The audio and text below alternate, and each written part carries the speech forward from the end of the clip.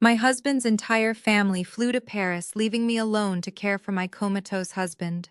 The moment their plane took off, he suddenly sat up in his hospital bed, ripped the tubes from his throat and said, "Come with me and get out of here or everyone will die." I am Maya, 35 years old, and for the last 7 years I thought I knew the man I married. I thought I knew his family. I am a commercial architect, someone who builds foundations for a living, but I had no idea the foundation of my own life was a deadly illusion.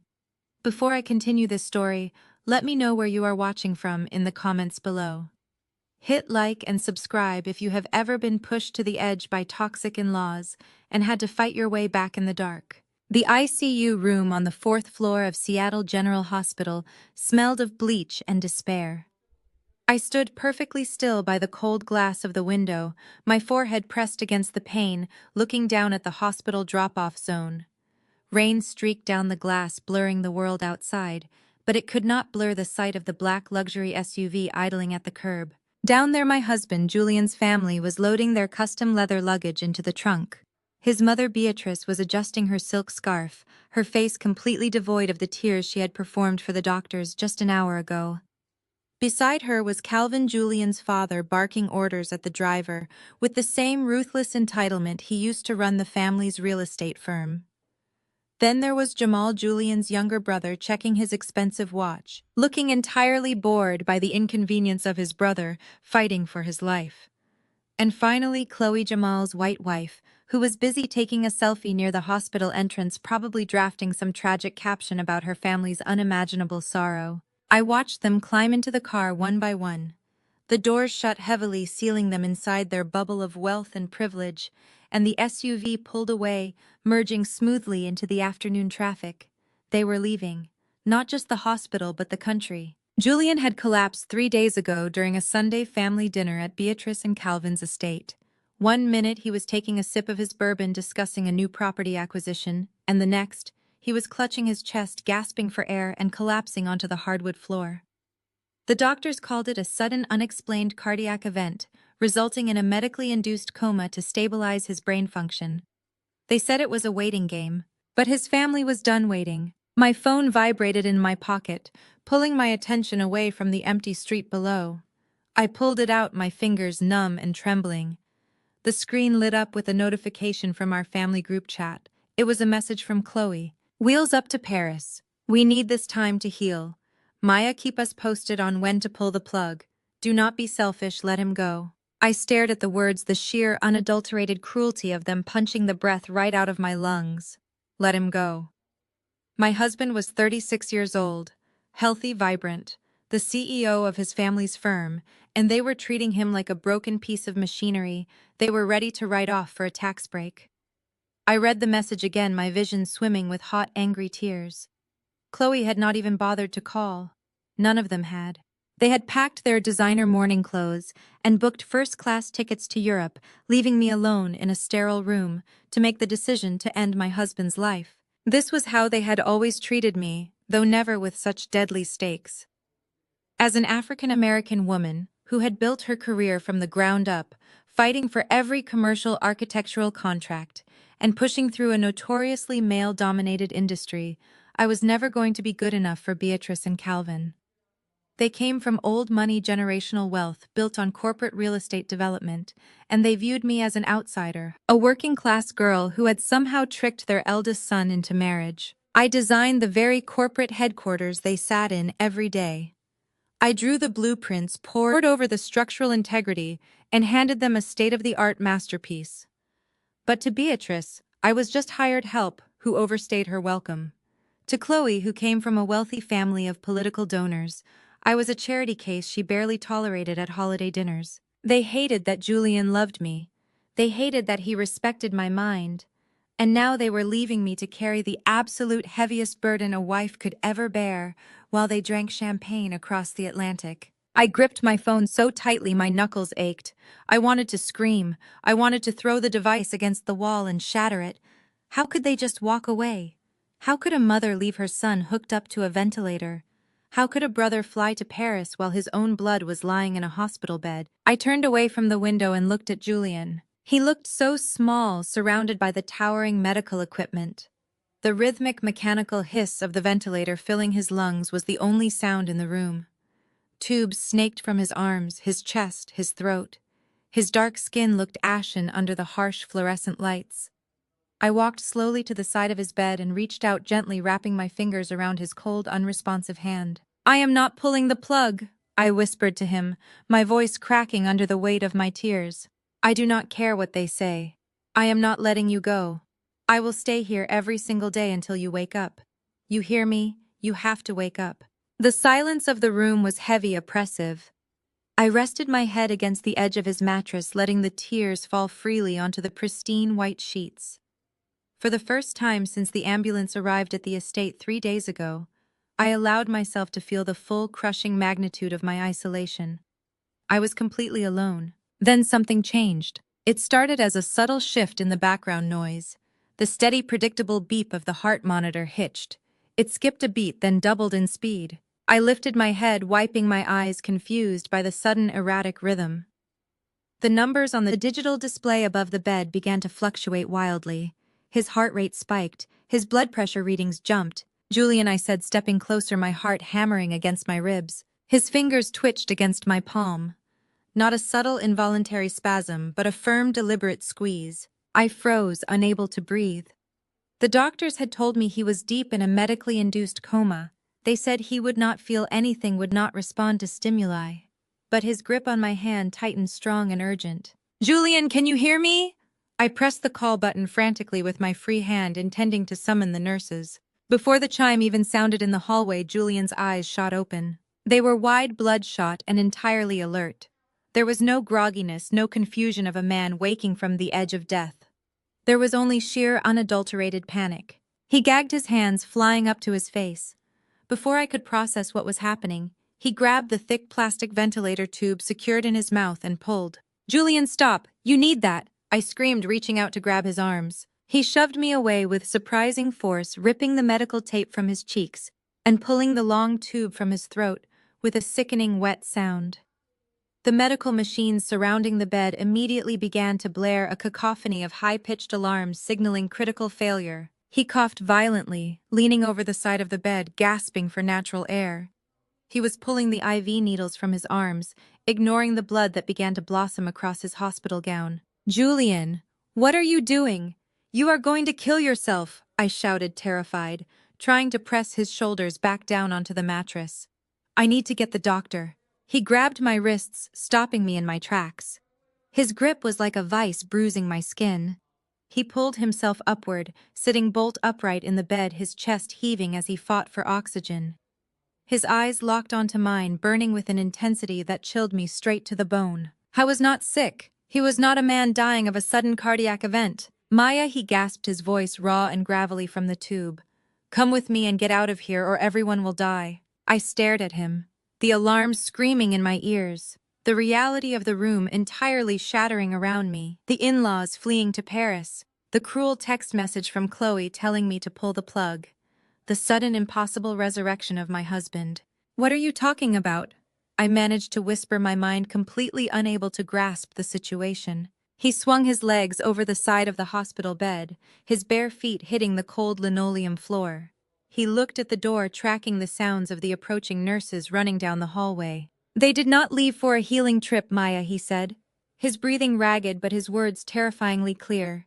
"They are running, and if we do not disappear right now, the people they owe money to are going to come through that door and slaughter us both." He stood up, his knees buckling slightly, but he caught himself on the edge of the metal tray table. I stood frozen in place, my hands hovering in the air.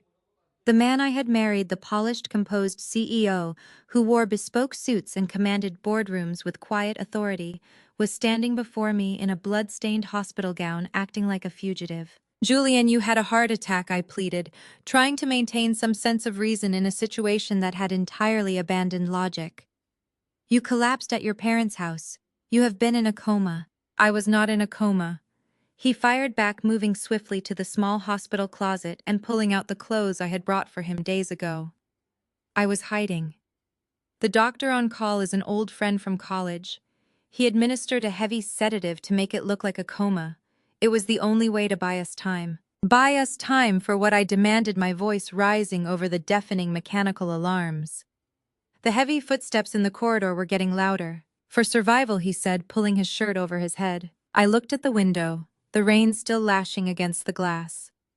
The luxury SUV was long gone, speeding toward the airport carrying Beatrice, Calvin, Jamal, and Chloe to safety across the Atlantic. They had told me to pull the plug. They had wanted me to end his life. Not out of mercy, not out of medical necessity, but because they needed him gone. A cold, horrific realization began to seep into my veins. The puzzle pieces of the last 3 days were shifting, realigning into a picture so sinister I could barely comprehend it. The rushed family dinner, the sudden collapse, the immediate refusal of the family to stay by his side, the aggressive insistence from Calvin that the company lawyers needed to draft medical power of attorney documents immediately. They knew. They knew exactly what was happening, and they had left me sitting in this chair serving as the perfect grieving decoy while they escaped. The hospital room door handle clicked and pushed open. Julian grabbed my arm, his eyes dark and desperate. We have to move, Maya. Now. The door handle clicks loudly, followed by the heavy jingle of security keys from the hallway.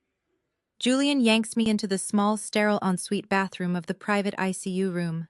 He throws the deadbolt just as the heavy wooden door of the main room swings wide open. We hear the frantic rush of rubber soles squeaking against the linoleum. Nurses are shouting codes, their voices echoing off the hard walls, panicked over a missing patient who was just on life support. I press my hands over my mouth to stifle a scream. Julian is leaning against the tiled wall, his chest heaving frantically, pulling his street clothes from the small plastic belongings bag I had brought days ago. Julian, I whisper, my voice shaking uncontrollably. What is happening? You just had a massive heart attack. You need a doctor. I do not need a doctor. Maya, he breathes heavily, hastily pulling his slacks up over his bare legs. I need you to listen to me carefully because we only have seconds.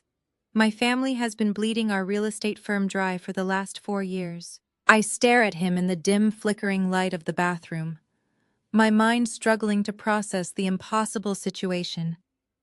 Bleeding the firm, Julian, you are the CEO. You review the accounts. I am the CEO on paper, he snaps, slipping into his dark button-down shirt. But Calvin and Beatrice still hold the majority board seats. Jamal is the chief financial officer. Chloe runs the international acquisitions. I thought we were restructuring the commercial portfolio. I thought the commercial real estate market was just taking a hit.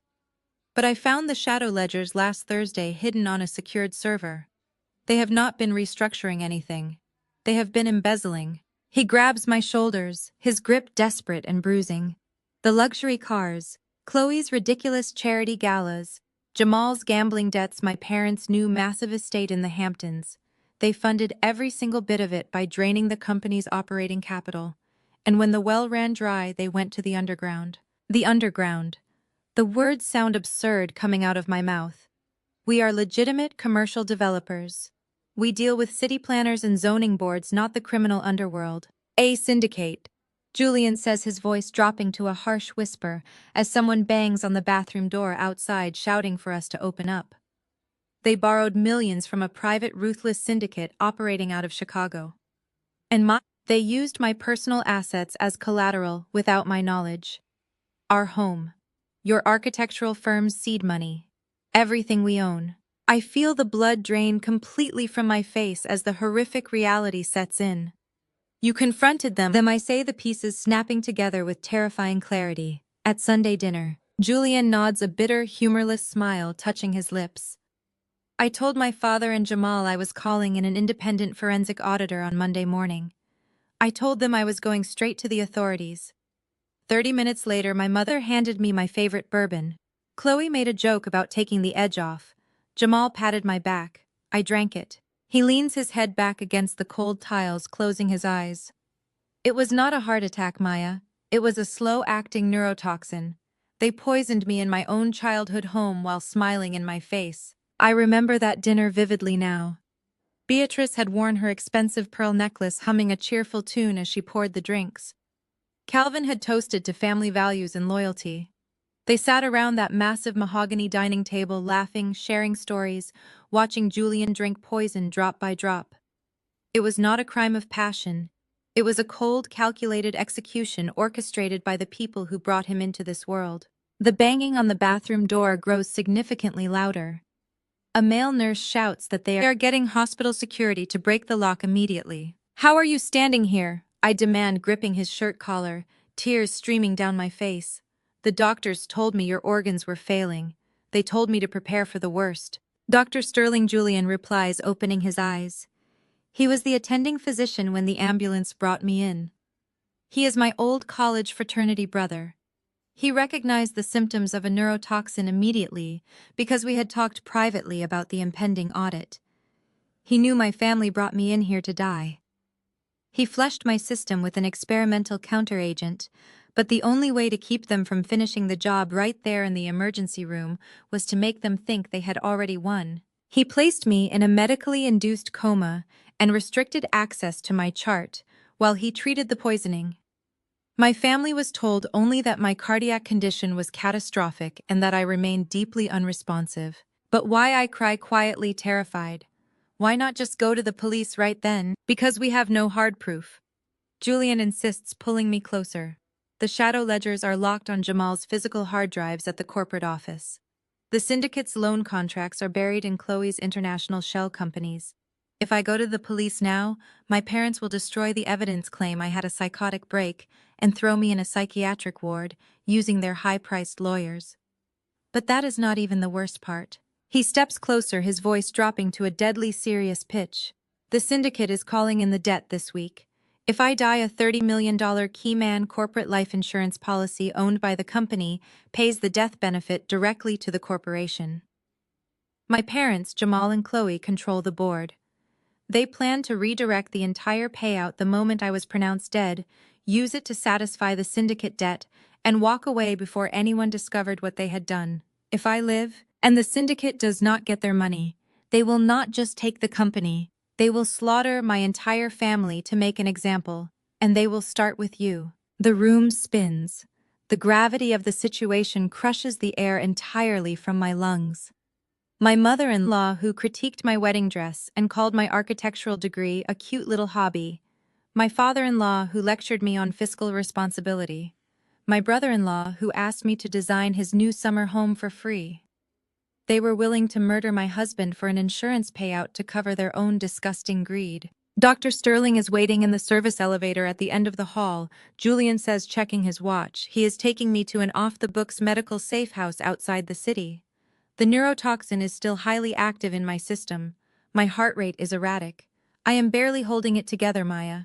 I need time to detox and recover fully. I am coming with you, I say, instantly reaching for the door handle. No, Julian says, blocking my hand with surprising strength.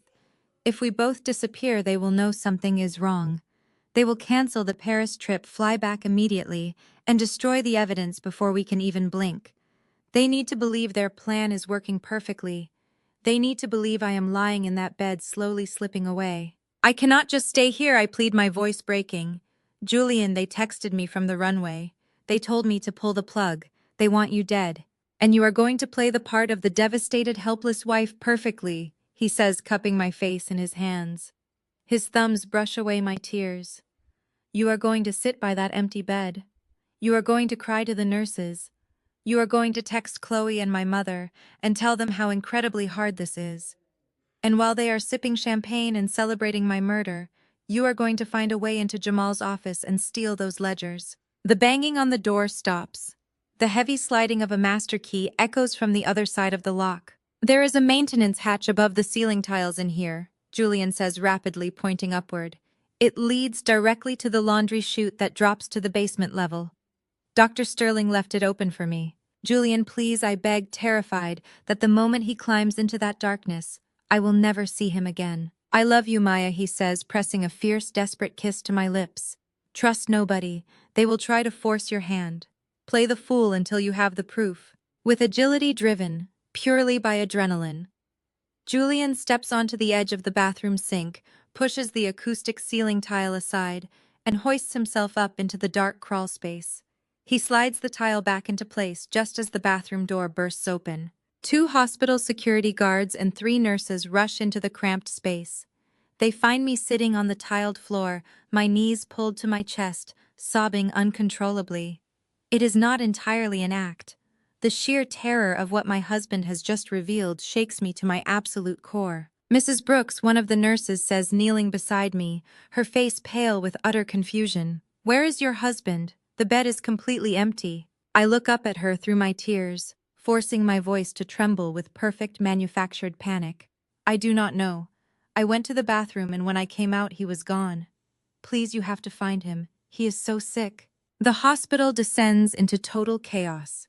A code missing patient is called over the intercom. Security locks down the floors, but I know it is too late. Julian is already gone, hidden away in a safe house, fighting the poison his own mother handed him. I am escorted back to the main waiting room, wrapped in a thin hospital blanket, playing the role of the distraught wife perfectly. The police arrive to take my statement. A weary-looking detective asks if Julian had enemies. I look him dead in the eye and say that Julian is beloved by everyone, especially his family, who are absolutely crushed that they had to leave for Paris. The detective nods, writing down my lies as gospel truth. I tell them my husband must have wandered off in a state of extreme medical delirium. The lead detective assures me they are checking the cameras, but the service corridors and maintenance levels have significant blind spots and hours pass without anyone locating Julian. To the hospital and the police, he remains a critically ill patient who somehow disappeared during a chaotic emergency response. Sitting alone in the sterile waiting room, staring at the vending machines, the shock begins to wear off, replaced by a cold, calculating fury. My in-laws, the people who had looked down on me for being a working-class black woman from the south side of Chicago, had tried to murder the only man who had ever truly seen my worth. They had used my hard-earned architectural money to back their illegal debts. My phone vibrates in my pocket. It is another message in the family group chat, this time from Beatrice. "Maya dear, we have landed in Paris. The flight was exhausting. Have the doctors given you a timeline on Julian's passing? We need to make arrangements with the firm's legal team regarding his life insurance before the weekend. Do be a dear and cooperate with Chloe's instructions." I stare at the glowing screen. They were not even trying to hide their eagerness to collect the $30 million insurance payout. They thought I was weak. They thought I was just a grieving, hysterical widow who would blindly sign whatever papers they put in front of me. They forgot that I am an architect. I build massive structures from the ground up, which means I know exactly how to tear them down to the studs.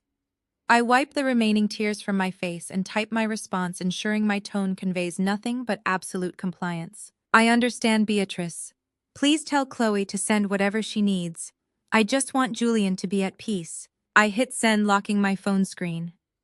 The question is no longer why my husband woke up. The question now is, how do I keep my husband dead to the world while finding the hard proof to completely obliterate my own family? I stare at the sent message on my phone, the digital glow illuminating the dark corners of the hospital waiting room. The detectives have finally stopped asking questions, satisfied with my fabricated story of a medically delirious husband wandering out into the stormy Seattle night. Dr. Sterling walks past me a few minutes later, his face a mask of professional exhaustion. He hands me a paper cup of lukewarm black coffee. As I take it, my thumb brushes against a small, folded napkin tucked beneath the cup. I wait until he disappears down the corridor before unfolding it. Written in hurried black ink is a single unmarked address and the word secure. Julian made it. He is alive, he is out of their immediate reach, and he is safe. Now my performance truly begins. The drive back to our house is a blur of rain-slicked streets and blinding headlights. When I unlock the front door and step inside, the silence of our home hits me like a physical blow. Julian's shoes are still neatly lined up by the entryway. His favorite coat hangs on the rack. Just a few days earlier, before that Sunday dinner shattered everything, we had been standing in this very hallway, discussing paint colors for the nursery we were finally ready to design. Now, he is fighting off a deadly neurotoxin in a hidden medical bunker, and his family is flying across the ocean on blood money. I sink into the living room sofa, pulling a woven throw blanket tight around my shoulders to stop my body from shaking. I pull out my phone again. The silence of the house is deafening. so I open a social media app needing to see exactly what kind of monsters I am dealing with. I navigate to my mother-in-law's profile.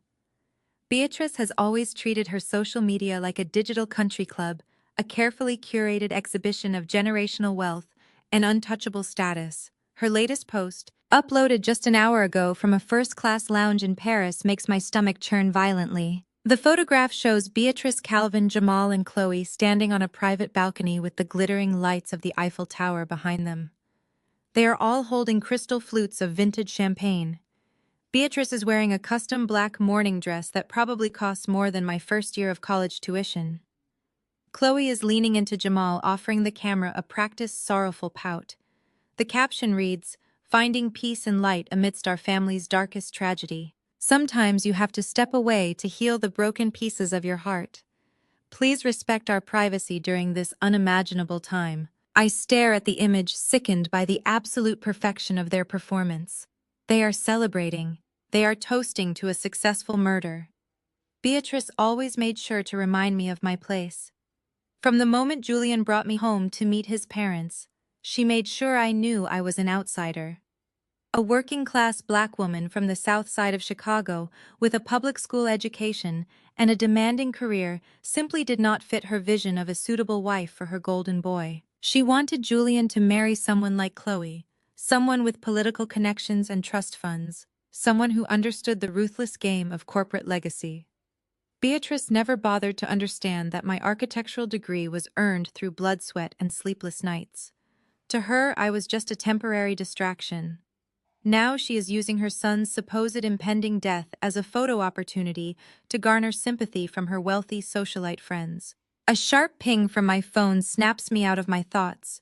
It is a direct text message from Chloe. Before I opened the message, I already knew why they were contacting me, instead of simply taking control themselves. 3 years earlier, when Julian completed a major corporate succession review, he had formally designated me as his temporary healthcare surrogate and emergency voting proxy if he ever became medically incapacitated. It had seemed like routine estate planning at the time, another stack of documents we signed and placed in a secure file. Now those signatures were the only barrier standing between his family and complete control of the company. As long as Julian remained incapacitated, I held limited authority to protect his voting interests and make certain emergency decisions on his behalf. I could not sell his shares or rewrite the company however I pleased, but neither could Jamal simply seize them. That was why they needed my signature. They were not asking me to create authority for them. They were asking me to surrender the authority Julian had already entrusted to me. My white sister-in-law has always spoken to me with a sickly sweet condescension, masking her deep-seated jealousy behind fake smiles and backhanded compliments. The message includes 3 heavy PDF attachments. "Maya, I know you are completely overwhelmed right now," the text reads. "The hospital bills are going to be astronomical, and we know you do not have the liquid capital to cover Julian's specialty care. Jamal and Calvin had our corporate lawyers draft these documents to take the burden off your shoulders. Just sign the delegation forms transferring your temporary medical and corporate proxy authority to Jamal. We will handle all the debt and make the hard decisions for you. Do not stress yourself out trying to understand the legal jargon. Just sign where the tabs are highlighted and email them back by morning." I open the PDF files, my architect's eye, scanning the dense paragraphs of legal text with trained precision. I read contracts for a living. I dissect municipal zoning codes and commercial building regulations every single day. I know exactly what I am looking at. They are not simply asking me to delegate the temporary medical proxy. Embedded deep within the secondary clauses is an attempt to convert my limited emergency authority into a permanent transfer of Julian's corporate voting rights, access to his personal assets, and authorization to liquidate our joint accounts. If I sign this, I hand them the keys to everything we own. I hand them the authority to legally disconnect Julian from life support the moment they decide the charade has gone on long enough. They are disguising a total hostile takeover as a favor to a grieving, incompetent widow. Before I can even formulate a response, my phone begins to ring. It is an international number, Beatrice. I take a deep breath, forcing my heart rate to slow. I need to be the exact person they expect me to be. Weak, exhausted, and easily manipulated. I answer the call, letting my voice crack perfectly on the very first word. Hello, Maya darling. Beatrice says, her voice echoing slightly over the international connection. You sound absolutely dreadful. Have you been crying this entire time? You really must compose yourself. I cannot help it, Beatrice, I say, letting a soft sob slip through my lips. The police are looking for him, but the storm is so bad, I am so scared. Well, hysterics will not bring him back to his hospital bed. She sighs, the sharp edge of disapproval cutting through her fake sympathy. This is exactly why Calvin and Jamal stepped in to handle the legalities. You are far too emotionally unstable to be dealing with hospital administrators right now. Chloe sent you the documents, did she not? She did, I whisper, rubbing my eyes. But it is so much paperwork. I do not understand why Jamal needs full control of Julian's shares just to pay a hospital bill.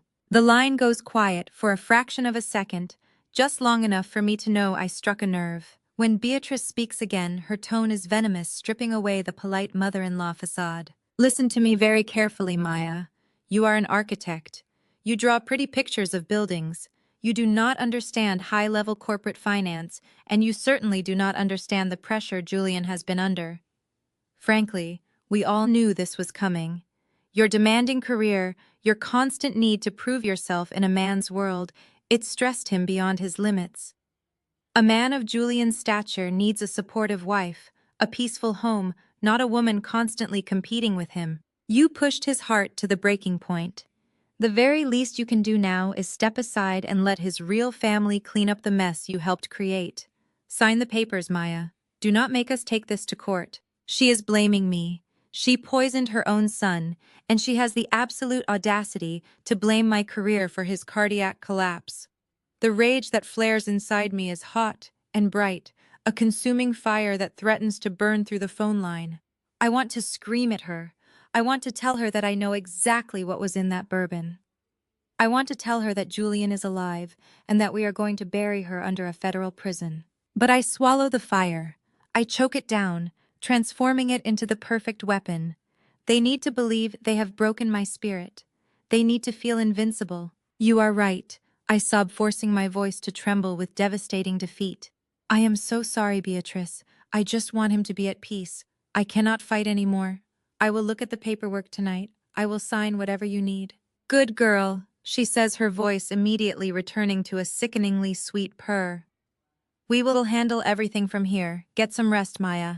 The line clicks dead. I slowly pull the phone away from my ear. The tears on my face dry, instantly replaced by a cold surgical focus. I toss the phone onto the sofa and walk over to my large drafting table in the corner of the living room. I turn on the bright overhead lamp and unroll the massive, detailed blueprints of my in-laws' corporate headquarters. I designed every single square inch of that building. I know the thickness of the drywall, the routing of the ventilation ducts, and the exact placement of every security camera. I know that Jamal's executive suite has a secondary access panel hidden behind the custom oak bookshelves I installed 3 years ago. I agree to review their paperwork, but they are never going to see my signature. I know exactly what I need to do. I need to break into the family's corporate headquarters tonight, and I am going to rip their empire apart from the inside out. The rain was coming down in thick, freezing sheets by the time I pulled my car into the underground parking garage of the corporate headquarters. I sat in the driver's seat for a long moment, gripping the steering wheel while listening to the rhythmic thud of the windshield wipers. I had designed this building from the ground up. I poured 2 years of my life into the structural integrity, the load-bearing walls, the flow of the executive suites, and the sleek glass facade that currently reflected the Seattle skyline. Julian was so incredibly proud of me when we cut the ribbon.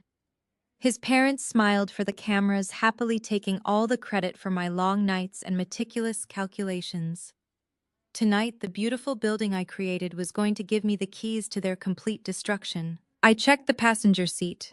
My leather tote bag held my laptop, a high-speed encrypted cloning drive Julian kept for emergencies, and a small flashlight. I took a deep breath, smoothing down my black trench coat. I needed to look the part of the shattered wife. I wiped away my perfectly applied makeup, letting a few residual tears smudge my mascara. I slumped my shoulders, letting the sheer exhaustion of the past 3 days weigh down my posture. When I looked in the rearview mirror, I saw exactly what the world expected to see. A grieving black widow coming to collect the last fragments of her dying husband's life. I walked out of the garage and into the grand marble lobby. The echoing click of my heels felt unnaturally loud in the cavernous space. The night security guard, an older man named Marcus, looked up from his desk monitor. Julian and I always made sure to bring Marcus a plate of hot food from the corporate holiday parties when the rest of the family completely ignored his existence. When he saw my face, his professional demeanor instantly softened into genuine sorrow. "Miss Maya," he said, rushing out from behind the imposing security desk. He kept his voice low and respectful. "I heard the terrible news about Mr. Julian. I am so incredibly sorry. We are all praying for him." "Thank you, Marcus," I whispered, letting my voice waver perfectly. I dabbed at my eyes with a tissue. "I know it is terribly late, but I could not sleep. The hospital is so cold, and the doctors say it is only a matter of time now. Julian's parents are in Paris handling some critical international matters, and I just needed to be somewhere that felt like him. I want to gather a few of the photos from his desk, the ones from our wedding. I want to place them by his hospital bed before it is too late." I let the sentence hang, acting unable to finish it.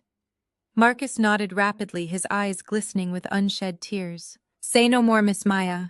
You take all the time you need tonight. Do you need me to escort you up?" "No," I said softly, offering him a weak, grateful smile. "I think I just need a few moments alone in his space, if that is okay." He swiped his master key card against the security scanner and pressed the elevator override button for the executive floor. I stepped into the glass elevator, maintaining my fragile facade until the doors slid shut and I began my ascent. The moment the lobby disappeared from view, my posture straightened. The grieving widow vanished, replaced by a woman preparing to burn an empire to the ground. The elevator chimed softly as I arrived on the top floor. The executive suite was dark, save for the emergency exit lights casting long, eerie shadows across the plush carpets. The silence up here was absolute. To my left was Julian's massive corner office, the place I told Marcus I was going. To my right, down a long corridor of frosted glass, was Jamal's domain. Jamal was the chief financial officer. He was the one who managed the books, hid the shadow ledgers, and funneled the stolen company money to the underground syndicate. He was also a deeply paranoid man.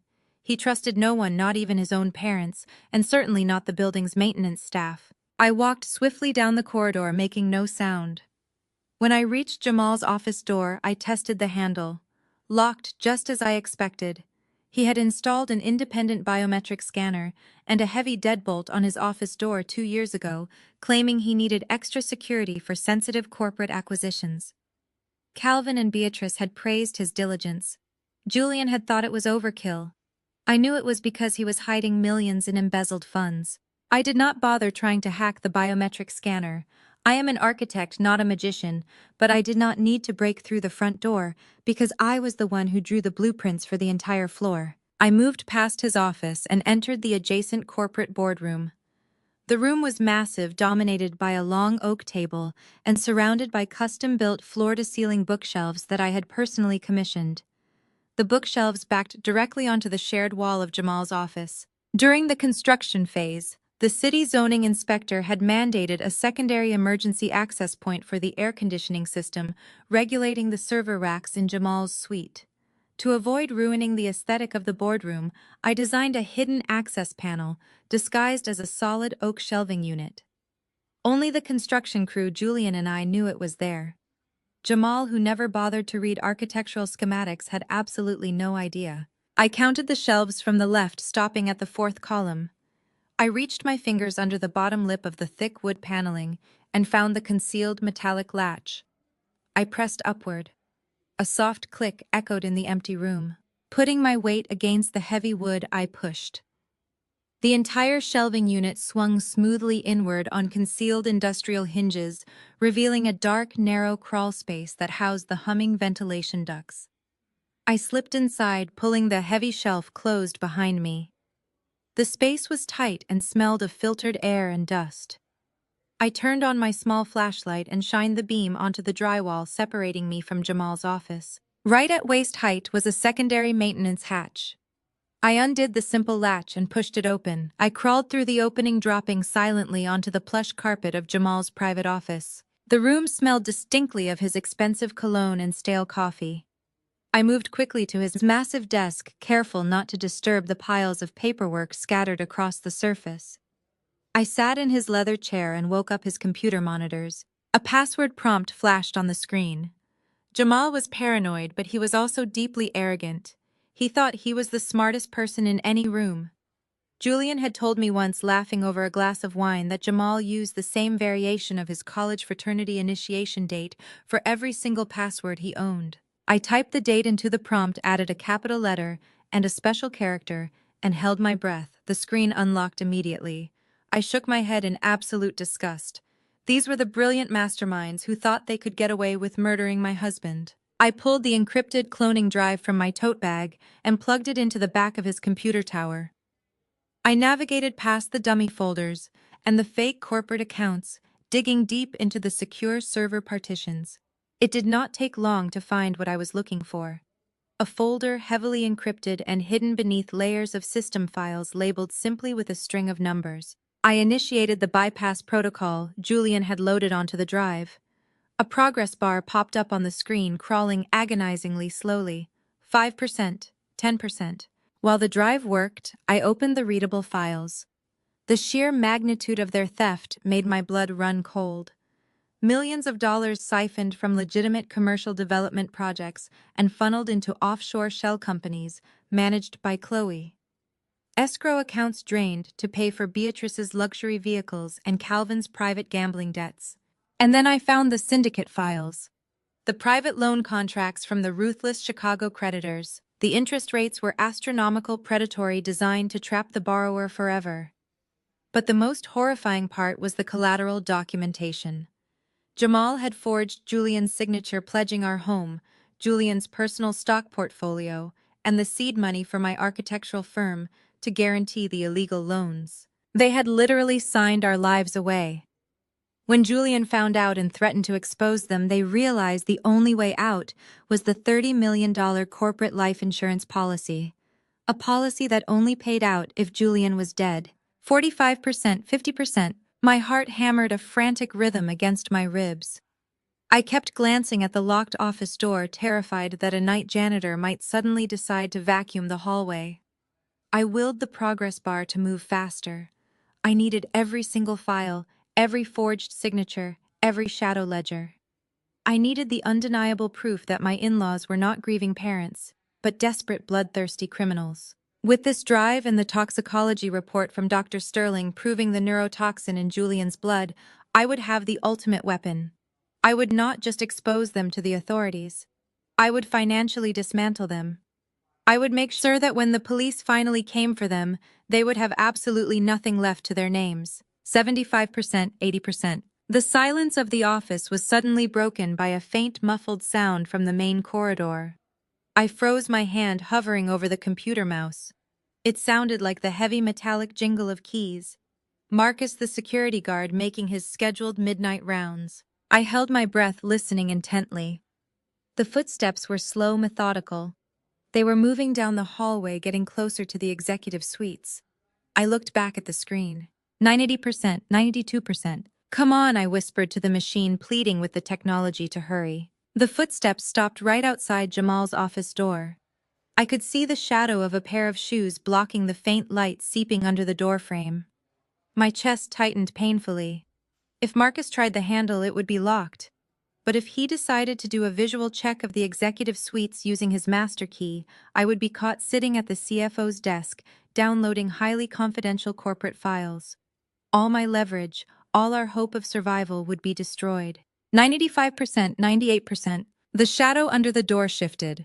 I heard the unmistakable sound of a heavy metal key sliding into the lock cylinder. 100%. The screen flashed green. Download complete. I yanked the cloning drive from the computer tower and shoved it deep into my coat pocket. I quickly locked the computer screen, returning the monitors to their dark, sleeping state. I grabbed my tote bag and scrambled silently toward the open maintenance hatch hidden beneath the desk line. Just as I slid my body back into the dark, dusty crawlspace of the shelving unit, the heavy office door handle began to turn. The heavy brass handle of Jamal's office door clicked open. I pressed my back flat against the cold metal of the ventilation duct, burying myself as deeply into the shadows of the crawlspace as physically possible. Through the tiny crack between the custom oak shelves, I saw the beam of a heavy-duty flashlight sweep across the room. It was Marcus. His heavy boots stepped onto the plush carpet. He hummed a low, tuneless melody, scanning the space for anything out of place. My lungs burned. I needed to exhale, but even the softest breath would give me away. I gripped the encrypted cloning drive in my coat pocket, the sharp plastic edges digging into my palm. If he noticed the slightly shifted chair or the lingering warmth of the computer monitors, it was all over. Marcus stood in the center of the room for what felt like an eternity. He shined his light directly toward the bookshelf. I squeezed my eyes shut. Then his radio crackled with static, and a dispatcher asked for his location. He responded that the executive floor was clear. The flashlight beam swept away. He stepped back into the hallway, pulling the heavy door shut until the deadbolt snapped into place with a loud final click. I let out a ragged, silent breath. I did not waste another second. I crawled backward through the narrow maintenance shaft until I reached the laundry chute Julian had told me about. I swung my legs over the edge and slid down into the dark. The descent was fast and rough, dropping me into a canvas laundry bin in the sub-basement. I scrambled out, brushed the lint from my black trench coat, and slipped through the loading dock doors into the freezing Seattle rain. When I finally reached my car in the parking garage, my hands were shaking so violently I could barely put the key in the ignition. But the drive was secure. I had the shadow ledgers. I had the syndicate contracts. Half the battle was won. The address, Dr. Sterling had slipped me led deep into the dense rain-soaked forests just outside the city limits. It was an old decommissioned private clinic hidden at the end of a long, unmarked gravel road. The structure looked entirely abandoned from the outside, surrounded by towering pine trees and draped in shadows. I parked my car out of sight behind a crumbling stone wall, pulling my coat tight around me as I dashed through the downpour to a heavy steel side door. I knocked twice, paused, then knocked 3 times exactly as Julian had instructed. The door swung open, revealing Dr. Sterling in faded green scrubs. The exhaustion on his face mirrored my own. He did not say a word, just ushered me inside and locked 3 heavy deadbolts behind me. We walked down a long, dimly lit corridor that smelled of medical-grade antiseptic and damp concrete. This place was completely off the grid, a relic of some private medical practice that had shuttered years ago, now repurposed for desperate situations. Dr. Sterling stopped in front of a small observation room and turned to face me. He reached into his coat pocket and handed me a thick manila envelope. I pulled out the crisp white pages inside. My eyes scanned the complex medical terminology, but the conclusion at the bottom was written in plain, terrifying English. "It is official," Dr. Sterling said, his voice a low, grim whisper. "We ran the blood panels 3 times using independent mass spectrometry. The compound in Julian's system is a highly synthesized, slow-acting neurotoxin. It is incredibly rare, extremely expensive, and utterly untraceable by standard hospital toxicology screens. It was specifically engineered to mimic the exact physiological markers of a massive fatal myocardial infarction." I stared at the laboratory seal on the paper. The undeniable proof of attempted murder was right there in black and white. They had not just tried to kill him. They had purchased a boutique military-grade poison to ensure nobody would ever question the cause of death. Beatrice, Calvin, Jamal, Chloe. They had sat around that mahogany dining table, smiling at my husband, watching him swallow a chemical cocktail designed to suffocate his heart without leaving a single fingerprint behind. "I have the financial records," I told Dr. Sterling, tapping the pocket where the cloned drive rested safely. "They owe a Chicago syndicate millions upon millions. They leveraged everything we owned to get it. They needed Julian dead for a $30 million corporate life insurance payout. This toxicology report is the final nail in their coffin." Dr. Sterling nodded, but his expression remained painfully grim. He looked through the reinforced glass window of the observation room. "Maya, we have a massive problem. I followed his gaze through the glass and my heart shattered completely. Julian was lying on a narrow clinical bed, thrashing weakly against the sheets. He was soaked in sweat, his skin a terrifying shade of gray. The heart monitor beside him beeped with a frantic, disorganized rhythm. I pushed past Dr. Sterling and rushed into the room. Julian's eyes were rolled back, his jaw locked tight. I grabbed his hand. It was freezing cold, trembling uncontrollably. "Julian," I cried out, stroking his damp forehead. "Julian, I am here. I have the proof. We have it all." He did not respond. A violent tremor ripped through his body, arching his spine off the mattress. "What is happening to him?" I demanded, looking back at Dr. Sterling, who was already pushing a syringe of clear liquid into Julian's IV line. "You said you flushed his system. You said the counteragent was working." "It was working," Dr. Sterling said, his hands moving with frantic precision.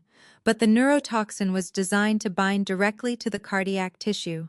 The residual poison is flaring up. His nervous system is under massive attack. The counteragent only paused the deterioration. It did not eradicate the chemical completely. He is going into acute neurogenic shock." The monitor blared a solid, continuous tone. Julian's chest stopped moving. "No," I screamed, my voice tearing through my throat. "Julian, no. Do not leave me. You cannot leave me now." Dr. Sterling grabbed a defibrillator, charging the paddles with a sharp whine. "Clear," he shouted, pressing them firmly to Julian's chest. His body jerked violently from the electrical current. The monitor remained a flat, terrifying line. "Charge again," Dr. Sterling ordered himself, his face dripping with sweat. "Clear." Another jolt. Another violent spasm.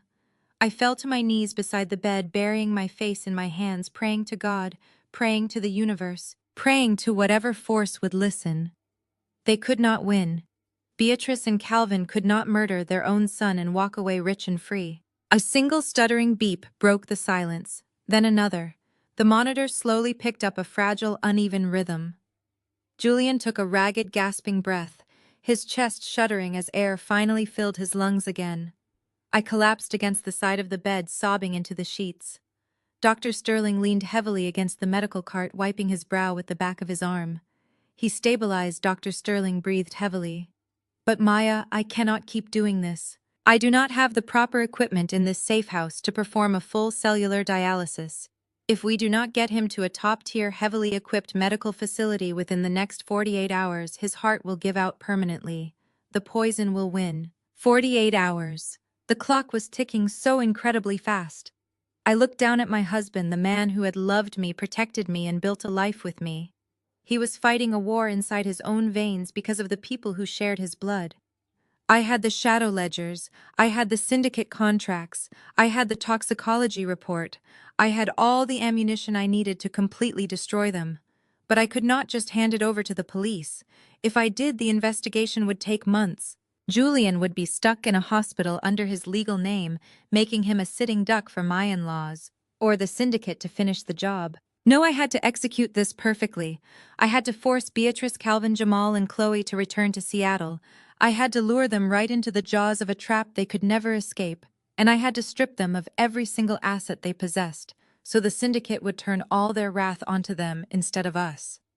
"I need to go back to the house," I said, my voice hardening into steel. I stood up, wiping the tears from my face. "I need to maintain the illusion that I am the helpless, grieving widow.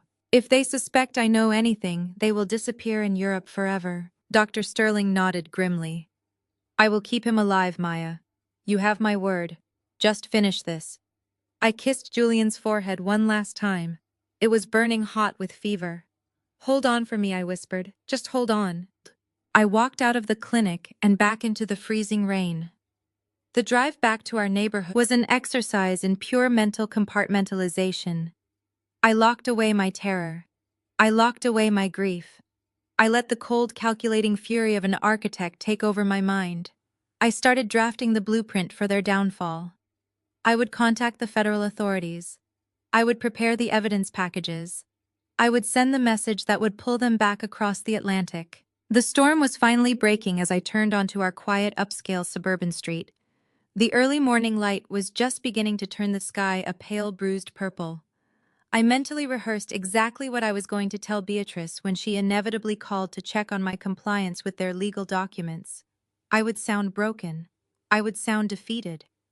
But as I turned the corner and my house came into view, my foot slammed instinctively onto the brake pedal. My breath caught in my throat. The meticulously manicured driveway of our home was not empty. Parked directly in front of my closed garage doors were two massive unmarked black cars. Their engines were idling thick plumes of white exhaust, billowing into the chilly morning air. The windows were tinted completely black, obscuring anyone sitting inside. These were not police vehicles. They were not hospital administrators. They were not neighbors coming to offer their condolences. The syndicate had found us. The rain pounded against the windshield as I kept my foot firmly pressed on the brake pedal. Two massive, unmarked black cars were idling directly in front of my closed garage doors, their thick exhaust plumes curling into the damp Seattle air. I did not need to guess who these men were. Julian had warned me. The shadow ledgers I had just cloned from Jamal's hidden server confirmed it. The Chicago syndicate had arrived to collect their $30 million debt, and they were parked right on my driveway. My heart hammered a frantic, terrifying rhythm against my ribs. But the cold, analytical part of my brain immediately seized control. I am an architect. I solve complex, high-stakes structural problems under immense pressure every single day. I mapped out the structural integrity of this confrontation before I even shifted the car into park. I had the financial records proving Jamal's massive embezzlement. I had the toxicology report from Dr. Sterling proving my in-laws had poisoned my husband. What I lacked was the direct, undeniable audio link connecting the illegal underground loan to the people currently vacationing in Paris. I needed a recorded confession, and the men sitting in those idling cars were going to hand it to me. I reached into my tote bag and pulled out my smartphone. I opened the voice memo application and set the screen lock to remain active. I slipped the phone deep into the right pocket of my black trench coat, positioning the microphone perfectly to capture outside audio. Then I looked at my reflection in the rearview mirror. I needed to be the exact woman these men expected to find. A shattered, clueless wife completely broken by her husband's sudden tragic medical event. I rubbed my eyes hard until they were red and bloodshot. I let my shoulders slump deliberately, shedding the fierce, capable posture I normally carried. I took a deep, shuddering breath, opened my car door, and stepped out into the freezing rain. The moment my boots hit the wet pavement, the doors of the black vehicles opened simultaneously. Two men stepped out. They did not look like street thugs. They wore impeccably tailored charcoal suits and expensive leather overcoats that repelled the rain. They moved with a terrifying synchronized precision, completely ignoring the downpour as they walked down my driveway to intercept me. The taller man had a sharp, angular face and eyes as cold as dead stone. The second man was built like a cinder block, his hands resting casually near the lapels of his coat. They looked entirely out of place in our quiet, manicured suburban neighborhood, and that was exactly the point. They wanted to be seen as a deadly threat. "Excuse me," I said, letting my voice waver perfectly. My hands trembled as I clutched my tote bag to my chest. "You are blocking my garage. I really need to get inside. I have been at the hospital all night and I am just so tired." The taller man stopped 3 feet away from me. He did not offer a polite smile or apologize for the inconvenience. He just stared at me, evaluating my obvious distress with absolute indifference. "Are you Maya?" he asked, his voice low, gravelly, and carrying a distinct Midwestern cadence, "Julian's wife?" "Yes," I whispered, stepping back slightly, allowing fear to widen my eyes. "Who are you? Are you from the hospital? Did something happen to his heart monitor?" "The nurses said they would call me if there was a change." "We are not from the hospital, Maya," the man said, stepping closer. "We are business associates of your husband and your brother-in-law. We need to speak with Jamal immediately." We went by the corporate headquarters, but security said the executive floor was locked down. "So we came here. Call him. Tell him we are waiting." I let out a ragged, pathetic sob, burying my face in my free hand. The tears came easily, fueled by the sheer exhaustion of the past 3 days and the very real terror of standing in front of syndicate enforcers. "Jamal is not here," I cried, my voice cracking perfectly. "None of them are here. I am completely alone." The cinder block of a man shifted his weight, exchanging a dark look with his partner. "What do you mean none of them are here?"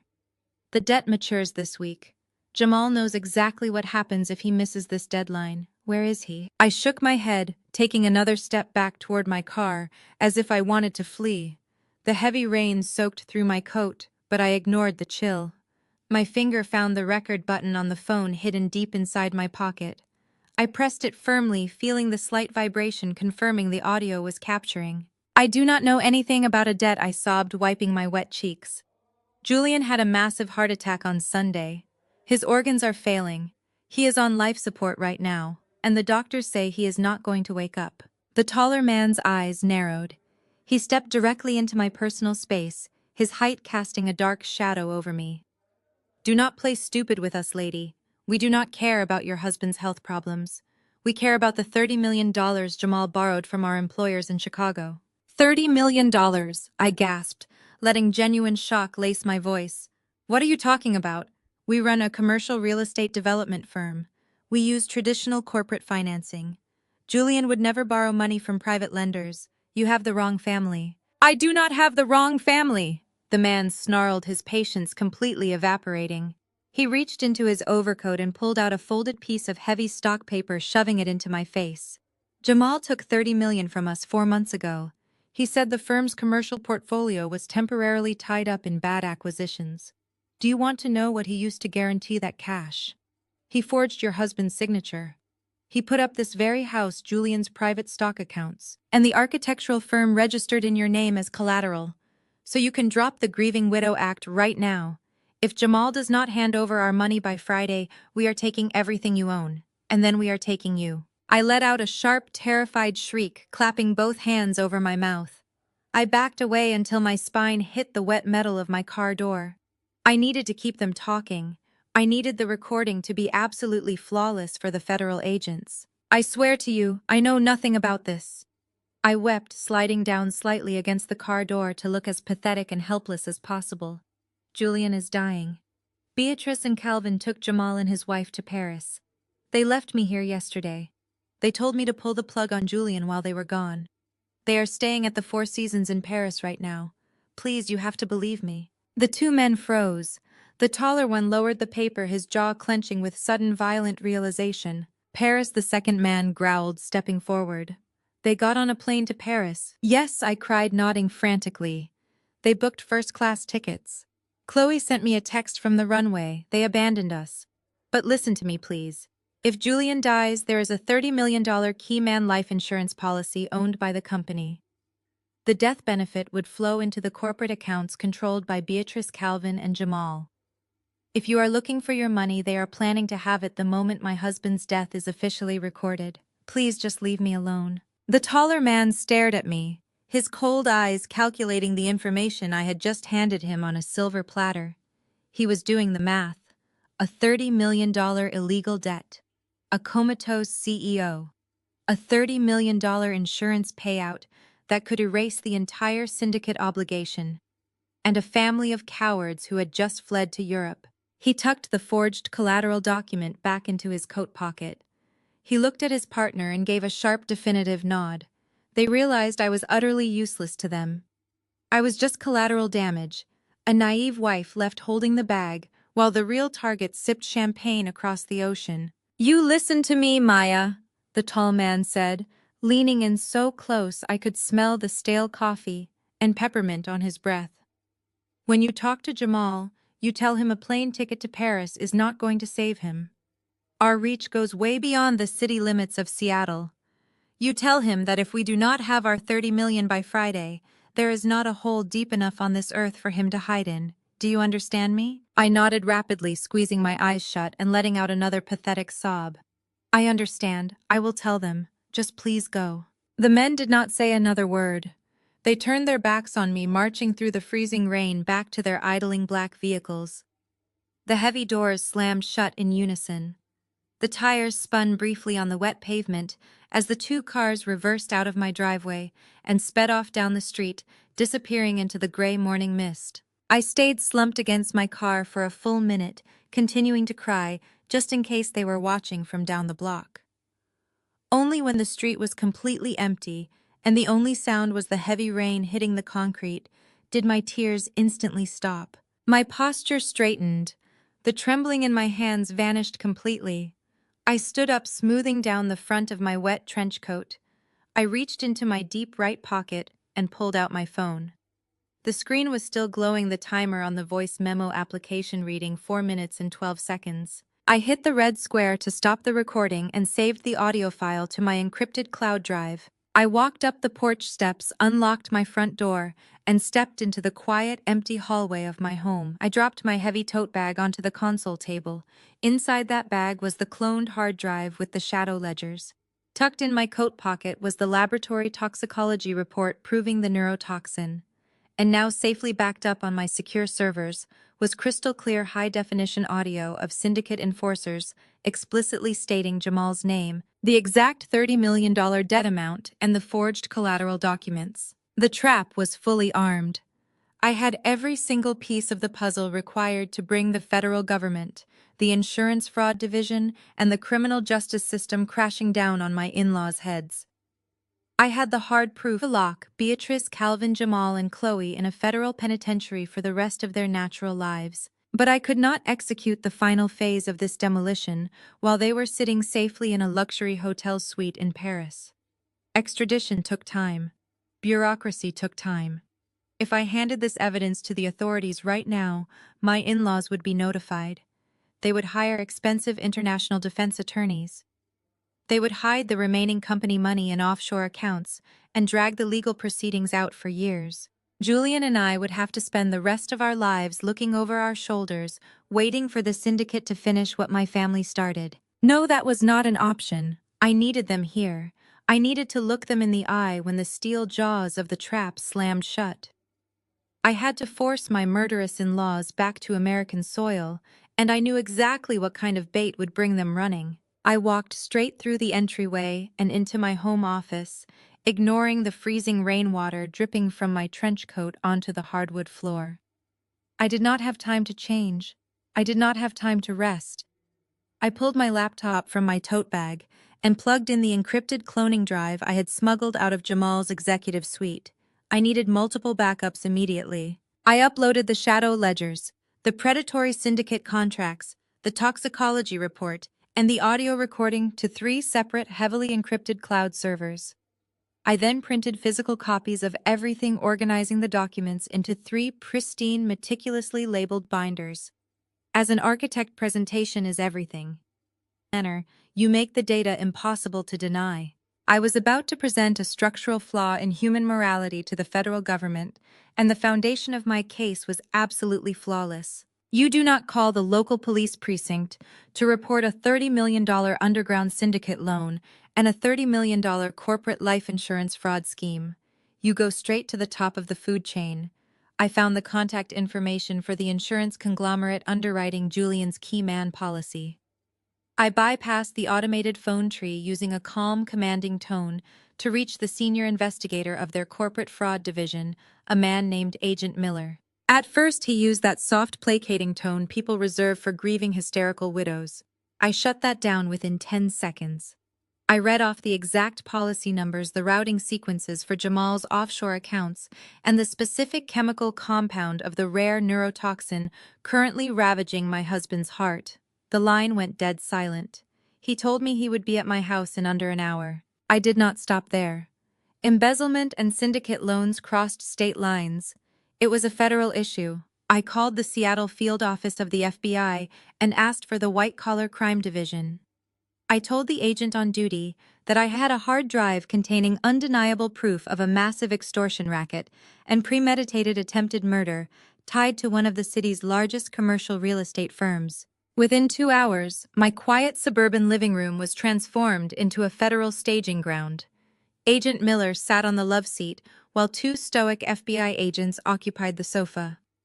This was the exact sofa where Beatrice used to sit and make backhanded comments about my choice of upholstery, subtly reminding me that a black woman from the south side of Chicago lacked the refined taste of her generational wealth. I handed them the binders.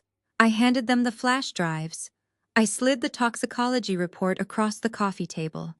Finally, I played the audio recording of the 2 men in the black coats threatening my life over a $30 million debt. The lead FBI agent, a sharp-eyed woman named Agent Davis, listened to the recording twice. She looked at the printed ledgers tracing Jamal's massive embezzlement trail with her pen. She looked at me, her expression a mix of professional disbelief and deep respect. "You gathered all of this in 24 hours while your husband was targeted for murder," Agent Davis stated. It was not a question, it was a profound acknowledgement. "I designed commercial skyscrapers, Agent Davis," I replied evenly, meeting her gaze. "I know exactly how to locate the stress points in a massive structure. My in-laws built a house of cards on top of my husband's life. I just brought you the wind." Agent Miller, the insurance investigator, wiped a hand across his face. "This is an ironclad case for premeditated murder and massive insurance fraud. We can freeze their corporate and personal assets right now." No, Agent Davis interrupted, voicing the exact logistical nightmare I had already anticipated. "If we freeze their accounts or issue federal warrants while they are sitting in a luxury suite in Paris, they will run. Extradition from France for complex financial crimes requires navigating a bureaucratic labyrinth that can take years. With the money they have hidden in offshore shell companies, they can easily disappear into non-extradition countries. They will hire international defense attorneys and drag this out for a decade. We need them on American soil." I looked at the agents. "If I get them back to Seattle, how fast can you move?" Agent Davis did not hesitate. "If they step foot in this jurisdiction, we will have them in federal custody before they can even unpack their bags." "Give me until tomorrow afternoon," I said. "I will have them back in Seattle for you." Before Agent Davis left, she made one more call that changed the entire medical side of the operation. Julian could not remain in Dr. Sterling's improvised clinic much longer. His heart was too unstable, and the residual neurotoxin was still attacking his nervous system. Under federal protection, he was quietly transferred back into Seattle General through a restricted service entrance and placed in a secured critical care unit under tightly controlled access. Only Dr. Sterling, the hospital administrator, the federal medical team, and a handful of ICU staff knew the full truth. To everyone outside that circle, Julian had simply been located after wandering away from the hospital in a medically altered state and returned in critical condition. His chart was locked behind an enhanced privacy restriction, and no family member was permitted direct access without authorization from me and the attending team. That solved two problems at once. Julian finally had the advanced equipment Dr. Sterling needed to keep his heart alive, and Beatrice's family could continue believing exactly what we wanted them to believe, that Julian was unconscious, deteriorating, and still connected to machines inside Seattle General. They had no idea the hospital room they were preparing to visit was now part of a federal operation. After the federal agents and the insurance investigator left my home, the silence returned heavier and colder than before. Julian was now back inside Seattle General under federal protection, receiving the advanced cardiac treatment Dr. Sterling had warned he urgently needed. His condition was still critical, but for the first time since the poisoning, he was surrounded by the equipment and specialists capable of keeping the neurotoxin from finishing what his family had started. I sat alone at my dining room table and opened the family group chat on my phone. The last message was Beatrice's picture of the Eiffel Tower boasting to the world about finding peace. They felt untouchable. They felt victorious. They believed I was just a naive, broken woman waiting for the inevitable. I needed to craft a message that would appeal to their two defining traits: their bottomless greed and their absolute arrogance. They wanted Julian dead, so the $30 million policy could erase their syndicate debt. If they thought the plug was being pulled, they would rush back to ensure the insurance paperwork was executed immediately. Beatrice and Calvin would want to be present to play the devastated grieving parents for the local news cameras, and Chloe would want to secure my signature on the corporate transfer documents before Julian's body was even cold. I took a deep breath, channeling every ounce of the genuine agony I felt when I first saw Julian collapse on their dining room floor. I typed carefully, letting my words paint the picture of a woman completely defeated, a wife who had finally surrendered to her horrific reality. Beatrice, Calvin, Jamal, Chloe, I am so sorry to interrupt your healing trip. I just finished meeting with the neurology team at the hospital. They ran the final scans this morning. There is no brain activity left. The machines are the only thing keeping his heart beating. The doctors told me it is time. I am signing the paperwork to disconnect Julian's life support this Friday at 3:00 p.m. I cannot do this alone, but I understand if you cannot make it back in time. I will handle the arrangements. I read the message twice. It was pathetic. It was desperate. It was exactly what they wanted to hear. I pressed send. The message bubbled up on the screen. Delivered. I set the phone face up on the wooden table and waited.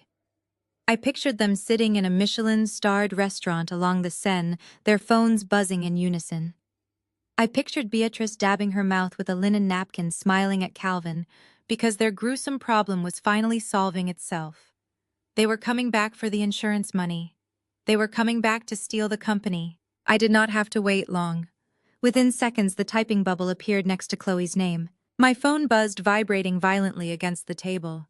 Chloe's reply lit up the screen. "We'll be there. I'll bring the legal transfer papers for the firm. Let's make this quick." The next 24 hours leading up to Friday afternoon moved with an agonizing heavy crawl. Every tick of the clock on my living room wall felt like a hammer striking an anvil. Julian remained hidden inside the restricted critical care unit at Seattle General, his heart still struggling against the remnants of the rare neurotoxin his own mother had served him. The federal agents and insurance fraud investigators remained invisible, but ever-present, tracking the international flight logs, waiting patiently for the targets to touch down on American soil. I spent Thursday mentally preparing myself for the hardest acting job of my entire life. I had to look into the eyes of the people who attempted to murder my husband and pretend that they had won. I arrived at Seattle General Hospital at 1 o'clock on Friday afternoon to prepare for the 3 o'clock deadline. I wore a simple, unadorned black dress. My hair was pulled back tightly, and I kept my face completely devoid of makeup to highlight the dark, exhausted circles under my eyes. I sat alone in the main lobby, surrounded by the towering glass windows and steel support beams I had personally helped design. The weather outside was cold and gray, perfectly fitting the devastating mood I was required to project. Word of the impending decision to disconnect life support had spread rapidly through the extended family. Several aunts, uncles, and distant cousins from Julian's side of the family had gathered in the lobby to offer their support. They brought bouquets of white lilies, containers of hot food, and genuine heartbreaking tears. They hugged me, holding me tight, whispering how sorry they were that Julian had been taken so young. They had absolutely no idea they were about to be used as props in a horrific, calculated theatrical production. At exactly 2 o'clock, a pair of sleek black luxury town cars pulled up to the circular hospital entrance. The hired drivers stepped out and opened the rear doors simultaneously. I stood up from the lobby, waiting chairs, my pulse quickening, my jaw clenching tight. They had arrived. Calvin stepped out of the first car, adjusting the cuffs of a tailored black suit that looked fresh from a Parisian boutique. He reached back and offered his hand to Beatrice. My mother-in-law emerged wearing a sprawling custom black wool coat, a dramatic wide-brimmed hat, and a sheer black veil that partially obscured her face. It was the kind of extravagant morning attire you see in vintage cinema, completely over the top, hideously expensive, and painstakingly calculated. Jamal and Chloe followed from the second vehicle. Jamal wore a dark, slim-fit suit with a solid black tie, looking solemnly at the wet pavement. Chloe stepped out wearing a fitted black designer dress that cost more than my first car, clutching a black leather handbag tight against her chest. Her blonde hair was styled perfectly to look slightly disheveled, giving the impression of a woman who had been running her hands through it in distress. They did not look like a family rushing back from across the world to say goodbye to a dying son and brother. They looked like a victorious board of directors arriving for a highly anticipated hostile takeover. The moment Beatrice stepped through the sliding glass doors of the hospital lobby, the performance officially began. Her posture, usually rigid and commanding, suddenly wilted like a dying flower. She let out a loud, shuddering gasp that echoed across the marble floor. She collapsed slightly against Calvin, burying her face in his shoulder. Calvin wrapped his thick arm around her, wearing an expression of stoic, masculine grief, his face set in a grim, sorrowful line. "Oh, my boy!" Beatrice cried out, her voice breaking perfectly to capture the attention of everyone in the room. "My beautiful, beautiful boy." The extended family members immediately rushed forward. Aunts and cousins enveloped Beatrice in a swarm of hugs, murmuring words of comfort and support. Chloe immediately began wiping away non-existent tears, embracing Julian's aunts and nodding bravely as they offered their condolences. Jamal patted his father on the back, looking out the large window as if trying to hold back a massive flood of emotion. It was an absolute masterpiece of emotional manipulation. I watched them from across the lobby, studying their movements the exact same way I study a structural foundation for weaknesses. I saw the tiny calculated glances Chloe shot toward the elevators, to check if the path was clear. I saw the way Jamal subtly checked his expensive watch, impatient to get upstairs and get the corporate paperwork signed. I saw the complete absence of actual tears beneath Beatrice's dramatic black veil. They were playing the crowd perfectly, ensuring that 50 different witnesses could testify to the police and the insurance adjusters about their absolute devastation. I forced my hands to stop shaking. I walked slowly toward the crowd, letting my shoulders drop, making myself look small and entirely defeated.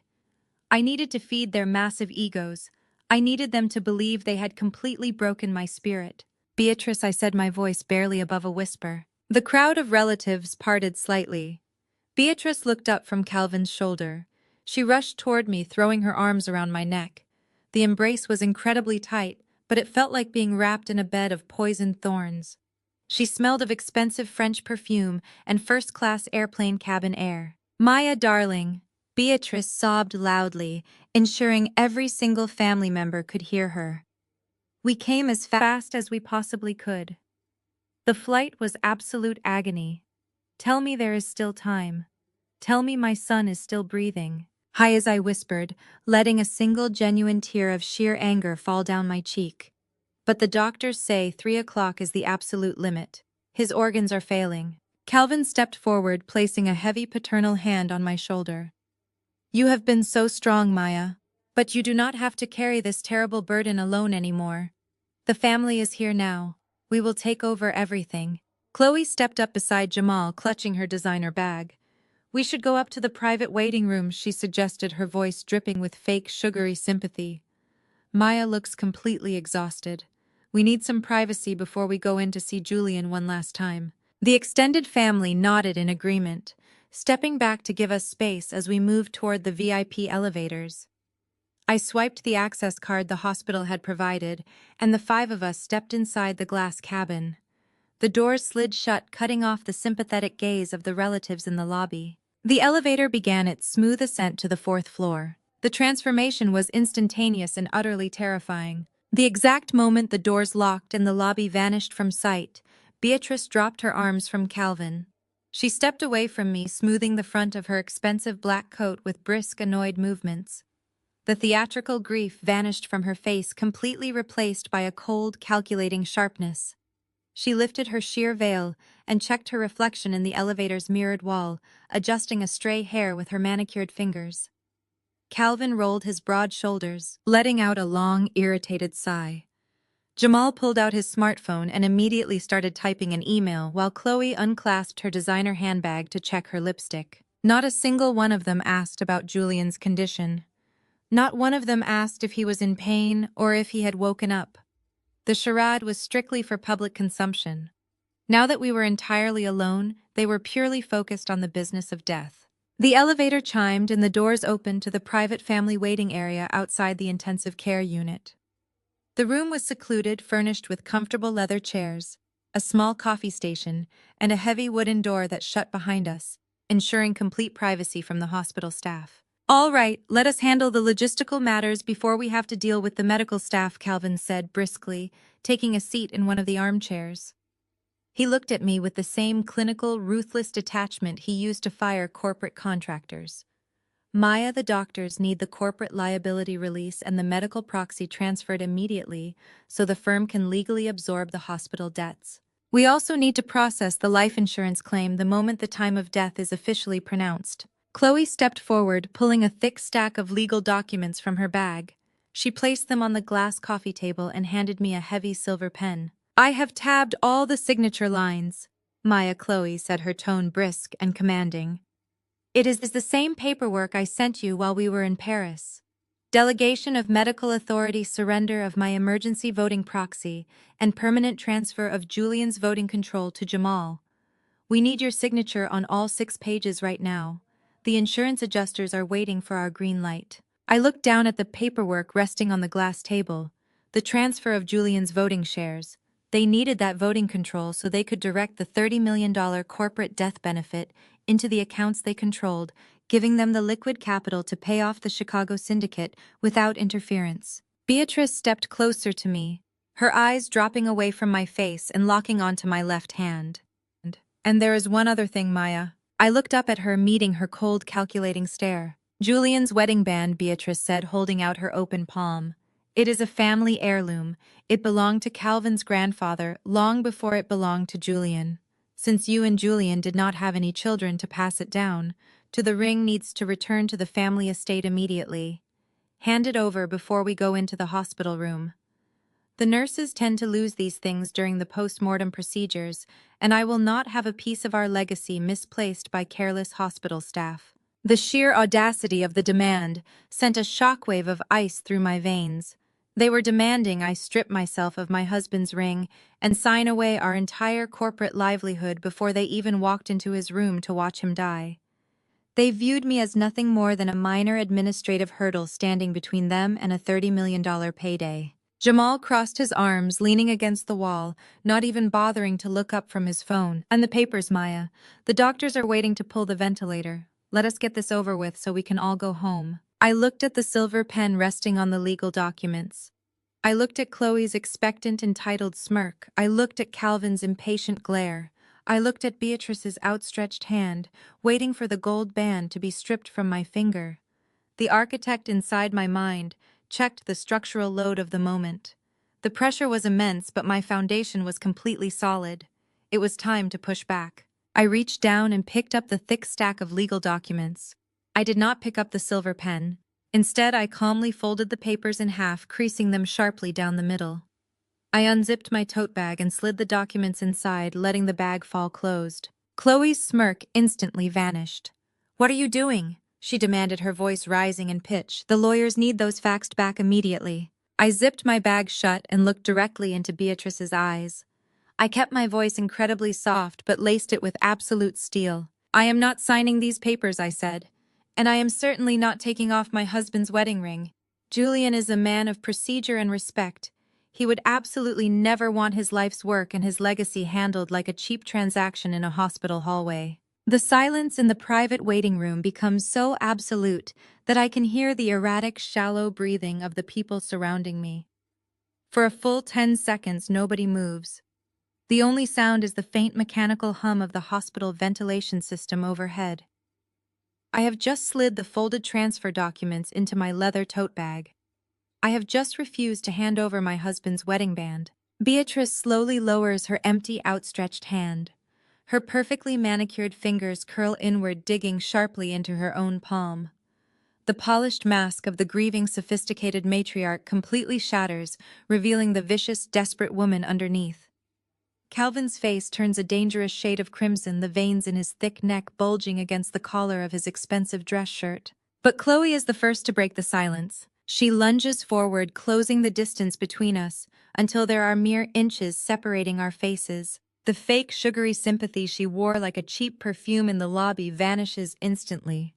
Her face twists into an ugly, entitled sneer, her blue eyes narrowing into venomous slits. "Who do you think you are talking to, Maya?" Chloe hisses, her voice vibrating with a sudden vicious rage. "You do not get to dictate terms to us. You do not get to walk in here and play the righteous widow holding onto a legacy that does not even belong to you." I stand perfectly still, keeping my spine absolutely rigid. I do not take a single step back. I look down at her, maintaining a cold, unbothered expression. "My legacy is my marriage, Chloe," I say evenly. "And my husband is lying in a bed down the hall." "Hi is basically a corpse," Chloe snaps back, dropping all pretense of basic human decency. "And do not talk to me about your marriage like it was some kind of fairy tale. You know exactly what you are. You were always just a ghetto charity case that Julian took pity on. A working-class nobody from the South Side who manipulated her way into a family of real wealth. Beatrice never wanted you here. Calvin never wanted you here. You are an ugly outsider who got lucky and your luck just ran out. The raw, unfiltered racism and classism hang heavily in the air.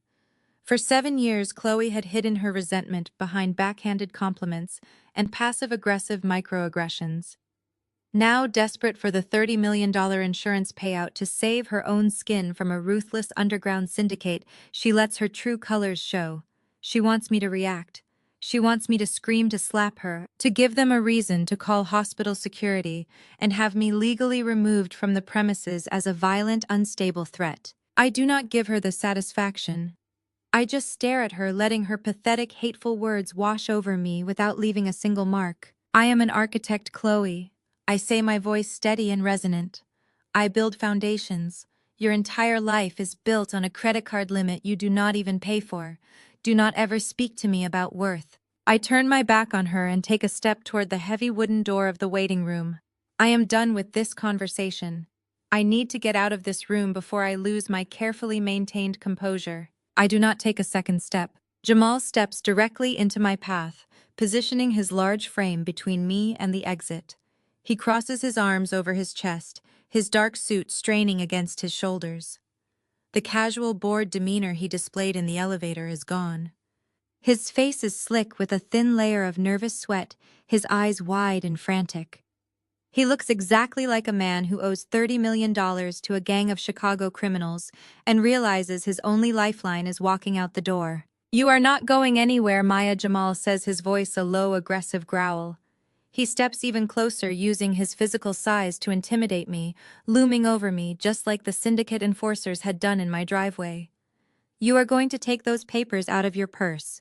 You are going to sign on the dotted lines, and you are going to hand over the corporate voting rights right now. Move out of my way, Jamal," I command, keeping my chin elevated, refusing to shrink under his shadow. "I said you are not leaving," he repeats, raising his voice and stepping forward until the tips of his expensive leather shoes touch mine. He raises a hand, pressing his palm flat against the wooden door, physically trapping me in the room. "We do not have time for your emotional games. The doctors are waiting for the authorization to pull the ventilator. The insurance adjusters need the corporate transfer finalized before the time of death is called. You are going to sign those papers, or I swear to God I will make sure you walk out of this hospital with absolutely nothing." I look at the sweat beading on his forehead. I look at the frantic terror dancing in his eyes. He is not mourning a brother. He is mourning his own impending demise. If he does not get my signature, the syndicate will slaughter him. I hold all the power in this room, and he knows it. I look him dead in the eye, channeling every ounce of absolute authority I possess. "You are pressing on a load-bearing wall, Jamal," I say, my tone dropping to a deadly quiet frequency. "And if you do not step aside right now, I am going to let the entire structure collapse directly on top of your head." Jamal flinches, visibly thrown by the sheer iciness of my response. He expects tears. He expects a terrified, submissive woman. He does not know what to do with a woman who looks back at him without a single drop of fear. Calvin finally intervenes. "Jamal, step back," Calvin barks, his deep voice cutting through the tension in the room. Jamal hesitates, his jaw clenching with furious frustration, but he slowly lowers his arm from the door and takes a half step to the side. Calvin walks over, smoothing the front of his suit jacket, reclaiming his role as the commanding patriarch. He looks at me, his eyes sharp and calculating. He is evaluating the legal risks of a physical altercation in a hospital waiting room.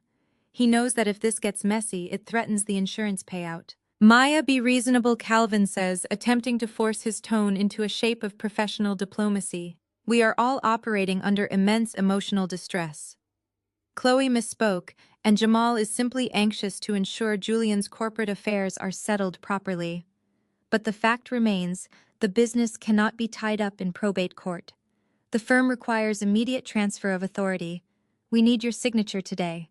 I look at Calvin, recognizing the exact pivot in his strategy.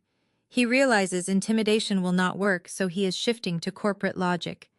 It is the perfect opening for the trap I have spent the last 48 hours building. "I am perfectly reasonable, Calvin," I reply, straightening my posture and meeting his gaze with absolute clarity. "But I am also Julian's wife, and while he remains medically incapacitated, I hold his emergency voting proxy. You want a seamless transition of power. You want the life insurance adjusters to process a clean, uncontested claim the moment Julian's heart stops. Am I correct? Calvin nods slowly, his eyes narrowing as he tries to anticipate my angle. Yes, a clean transition is essential. Then you know exactly how the insurance investigators operate. I continue speaking the language of corporate liability. If I sign a complete surrender of my husband's multi-million-dollar voting shares under extreme duress, in a hospital waiting room surrounded by hostile family members, minutes before a ventilator is pulled, it will trigger an immediate massive federal audit. The color drains slightly from Calvin's face. The word audit hits him like a physical blow. He knows about the shadow ledgers. He knows about the $30 million syndicate debt. An insurance audit would tear through their finances and expose the embezzlement in a matter of days. The insurance company will freeze the payout, I say, pressing my advantage, watching the panic reignite in Jamal's eyes. They will drag us into litigation for months investigating coercion. You will not see a single dime of that $30 million policy until the courts clear the transaction. Is that what you want? A frozen asset while the company bleeds? Beatrice steps forward, her face tight with sudden apprehension. What are you suggesting, Maya? I am suggesting that if you want the rights to the company, we do this legally by the book, and on the record, I declare, my voice echoing with finality in the small room. We do not do this in a hospital hallway like common thieves. You want my proxy authority. You want control of Julian's voting rights. Call an official emergency board meeting for Monday morning at the firm's headquarters. Send the formal agenda through the company lawyers. I will sit at the mahogany table. We will record the minutes, and I will sign the transfer documents under the purview of corporate law. It will be ironclad, legally binding, and completely immune to an insurance audit. Calvin stares at me, his mind racing through the variables. He is weighing the delay against the risk. He needs the money to pay the Chicago syndicate, but he also knows that a frozen insurance payout due to a contested signature would guarantee their execution. He believes I am just a grieving widow trying to buy one last weekend of emotional control. He believes I want the dignity of a formal boardroom surrender rather than a hospital hallway mugging. He has absolutely no idea that the federal government, the FBI White-Collar Crime Division, and the life insurance fraud investigators are already waiting for that exact meeting to take place. Monday morning, Calvin says slowly, his voice heavy with calculation. 9 o'clock sharp, in the main boardroom. 9 o'clock, I agree, offering a single definitive nod. And until then, Julian stays on the ventilator. Nobody touches his life support until the ink is dry on those transfer documents. Calvin looks at Beatrice, then at Jamal. They exchange silent, greedy glances. They think they have outsmarted me. They think they have successfully negotiated a clean legal acquisition of their son's entire fortune. Agreed, Calvin says, stepping back and gesturing toward the door. We will see you on Monday, Maya. I turn around, grip the heavy brass handle, and pull the door open. I walk out of the private waiting room and head down the sterile hospital corridor without looking back. They watch me leave, congratulating themselves on their victory, completely unaware that they have just eagerly agreed to step directly onto the gallows. Monday morning arrived with a sharp, blinding clarity. I walked into the corporate headquarters of the family real estate firm at exactly 8 in the morning, a full hour before the emergency board meeting was scheduled to begin.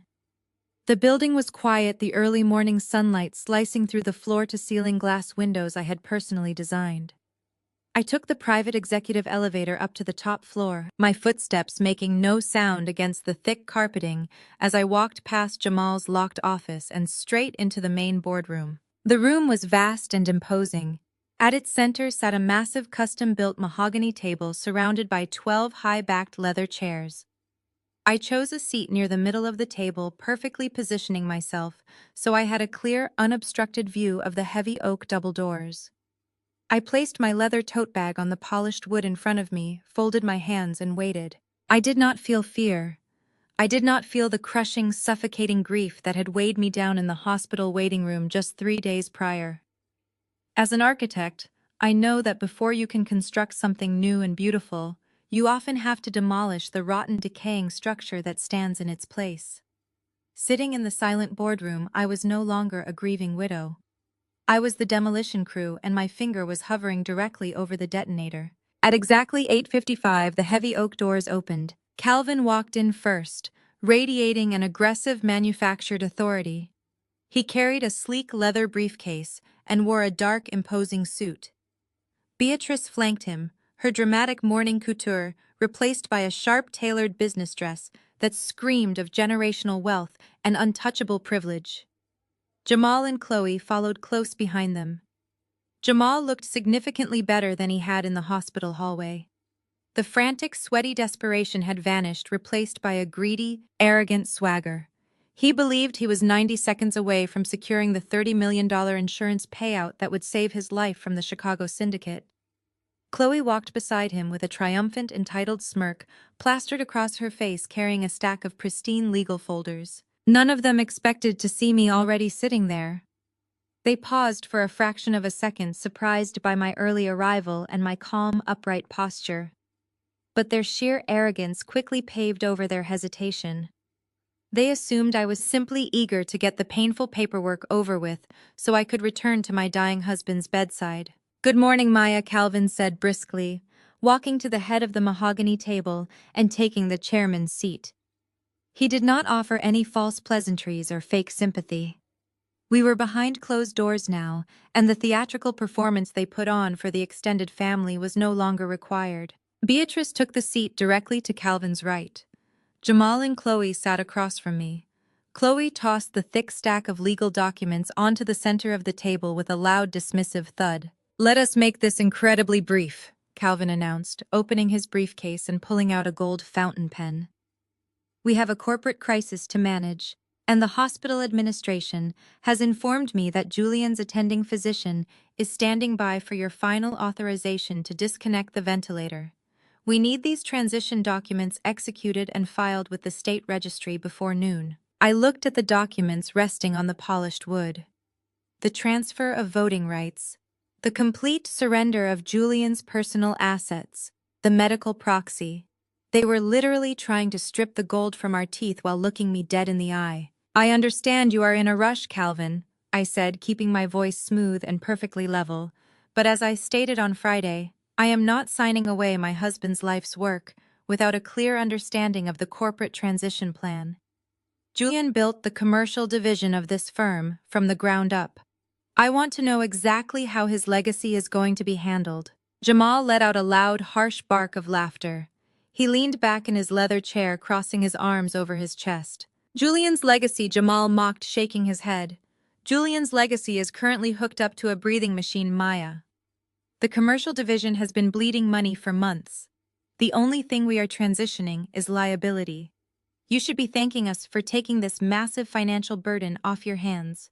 Chloe leaned forward, resting her elbows on the table.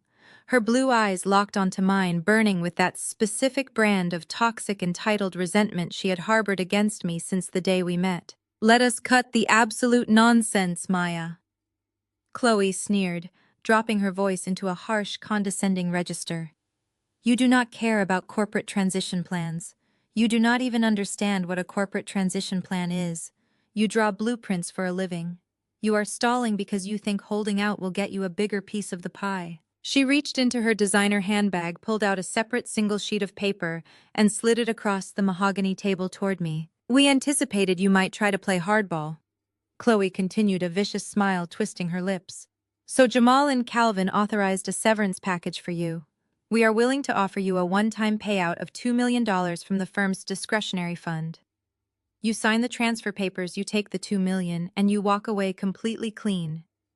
You can take your little architectural firm, move back to whatever South Side neighborhood you crawled out of, and never contact this family again." I looked down at the single sheet of paper. $2 million.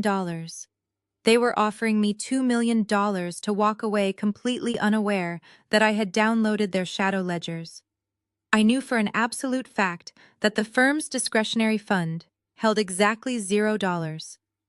They had drained every single corporate account to feed their lavish lifestyles before taking on the $30 million syndicate debt. This severance offer was completely worthless. It was a fake, empty promise designed to trick me into handing over the keys to the insurance policy.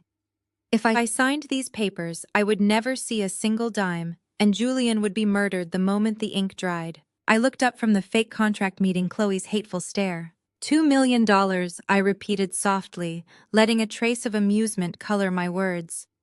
You think my husband's life is worth a fake check you cannot even cash, Chloe? Jamal slammed his hand flat against the table, the sudden violent noise echoing sharply in the large room. Do not push your luck, Maya, Jamal snarled, leaning aggressively over the wood. You are sitting at a table with real players now. You take the money, or we tie your architectural firm up in so much corporate litigation, you will be designing public restrooms for the rest of your miserable life. We hold all the cards here. You are completely out of your depth. Calvin held up a hand, silencing his son. He looked at me with cold reptilian calculation. Maya, Calvin said, his voice dropping into a dangerous, threatening octave. We are trying to be generous here, honoring the fact that Julian cared for you. But do not mistake our generosity for weakness. We have a team of corporate lawyers waiting in the lobby. If you refuse to sign these documents voluntarily, we will have you declared legally incompetent due to emotional distress. We will tie your assets up in probate court, and we will watch you go entirely bankrupt fighting us. Sign the papers now. The hostility in the room was suffocating. They had surrounded me, cornered me in the very room I had built for them, bringing the full crushing weight of their privilege and their ruthlessness down on my shoulders. They expected me to break. They expected me to cry, to reach for the gold pen and surrender everything I loved just to escape their wrath. Instead, I sat back in my chair. I did not reach for the pen. I did not look at the documents. I turned my attention slowly, deliberately to Beatrice. My mother-in-law had been sitting silently beside Calvin this entire time, watching the intimidation tactics play out with an expression of supreme regal satisfaction.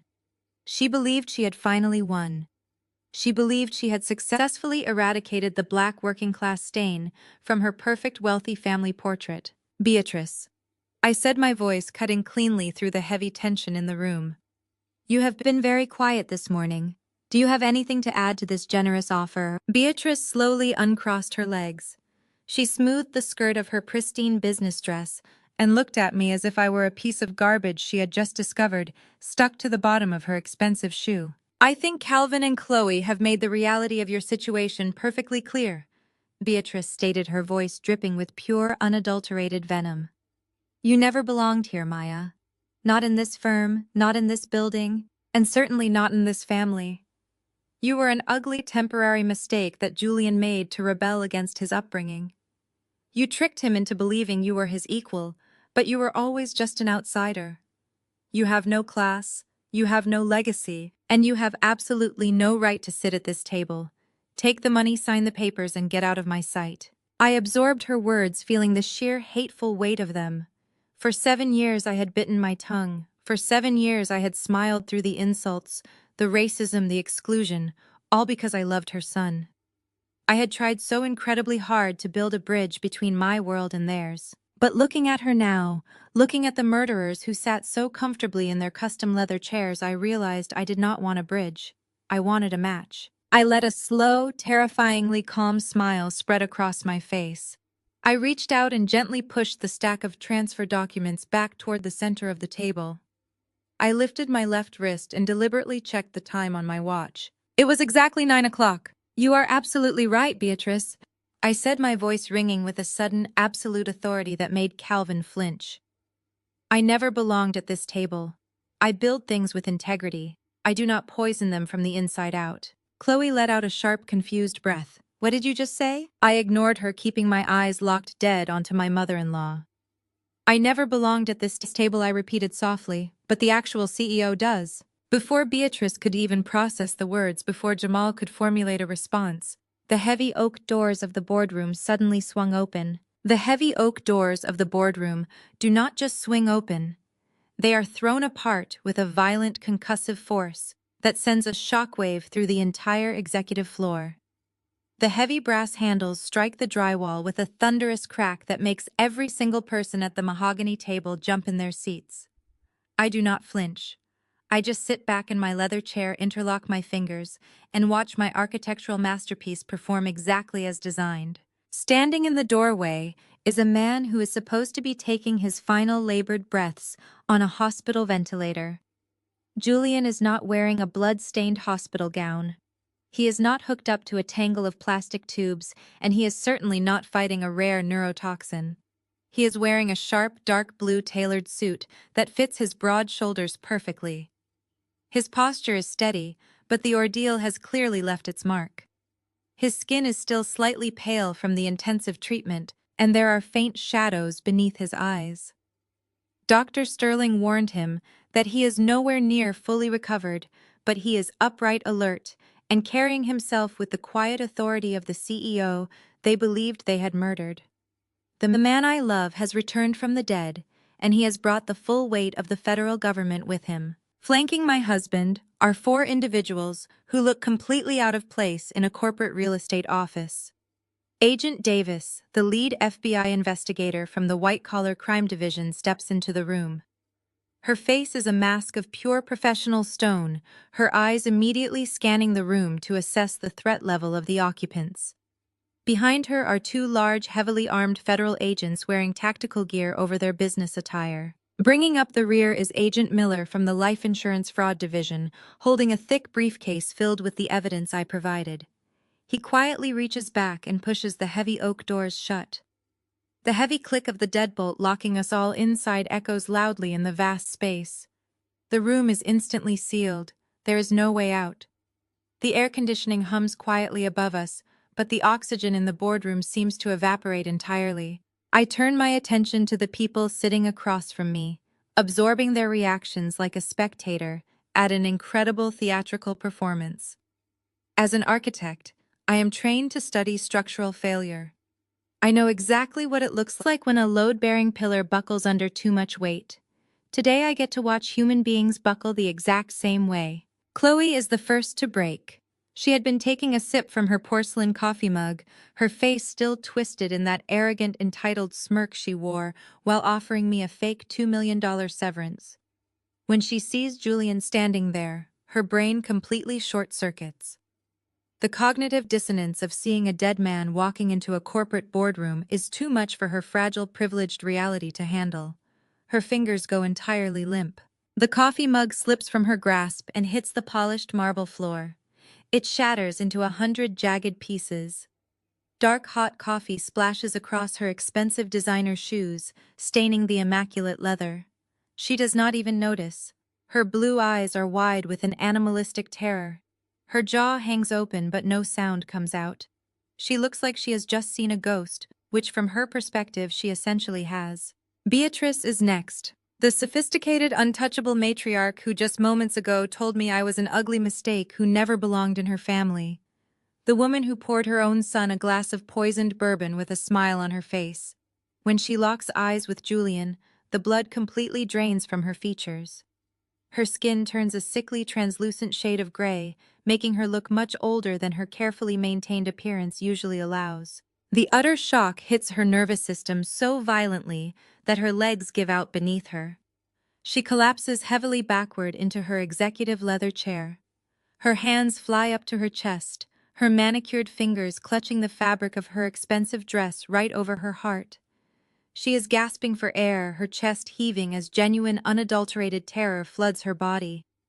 She thought she committed the perfect murder. She thought she was hours away from gaining control of a $30 million corporate death benefit. She had spent the last week sipping vintage wine by the Eiffel Tower, congratulating herself on a flawlessly executed assassination. Now her murdered son is standing 10 feet away watching her suffocate on her own panic. Jamal looks like a man who has just been handed a death sentence. He pushes his chair back so violently, it tips over and crashes to the floor. He backs away from the table, his hands raised instinctively, as if bracing for a physical blow. The sweat that had coated his forehead in the hospital hallway returns instantly, dripping down the sides of his face. He knows exactly what Julian's presence means. He knows the Chicago syndicate debt is not going to be paid by an insurance policy. He knows the $30 million he borrowed from ruthless criminals is still hanging over his head, and those men do not offer payment plans.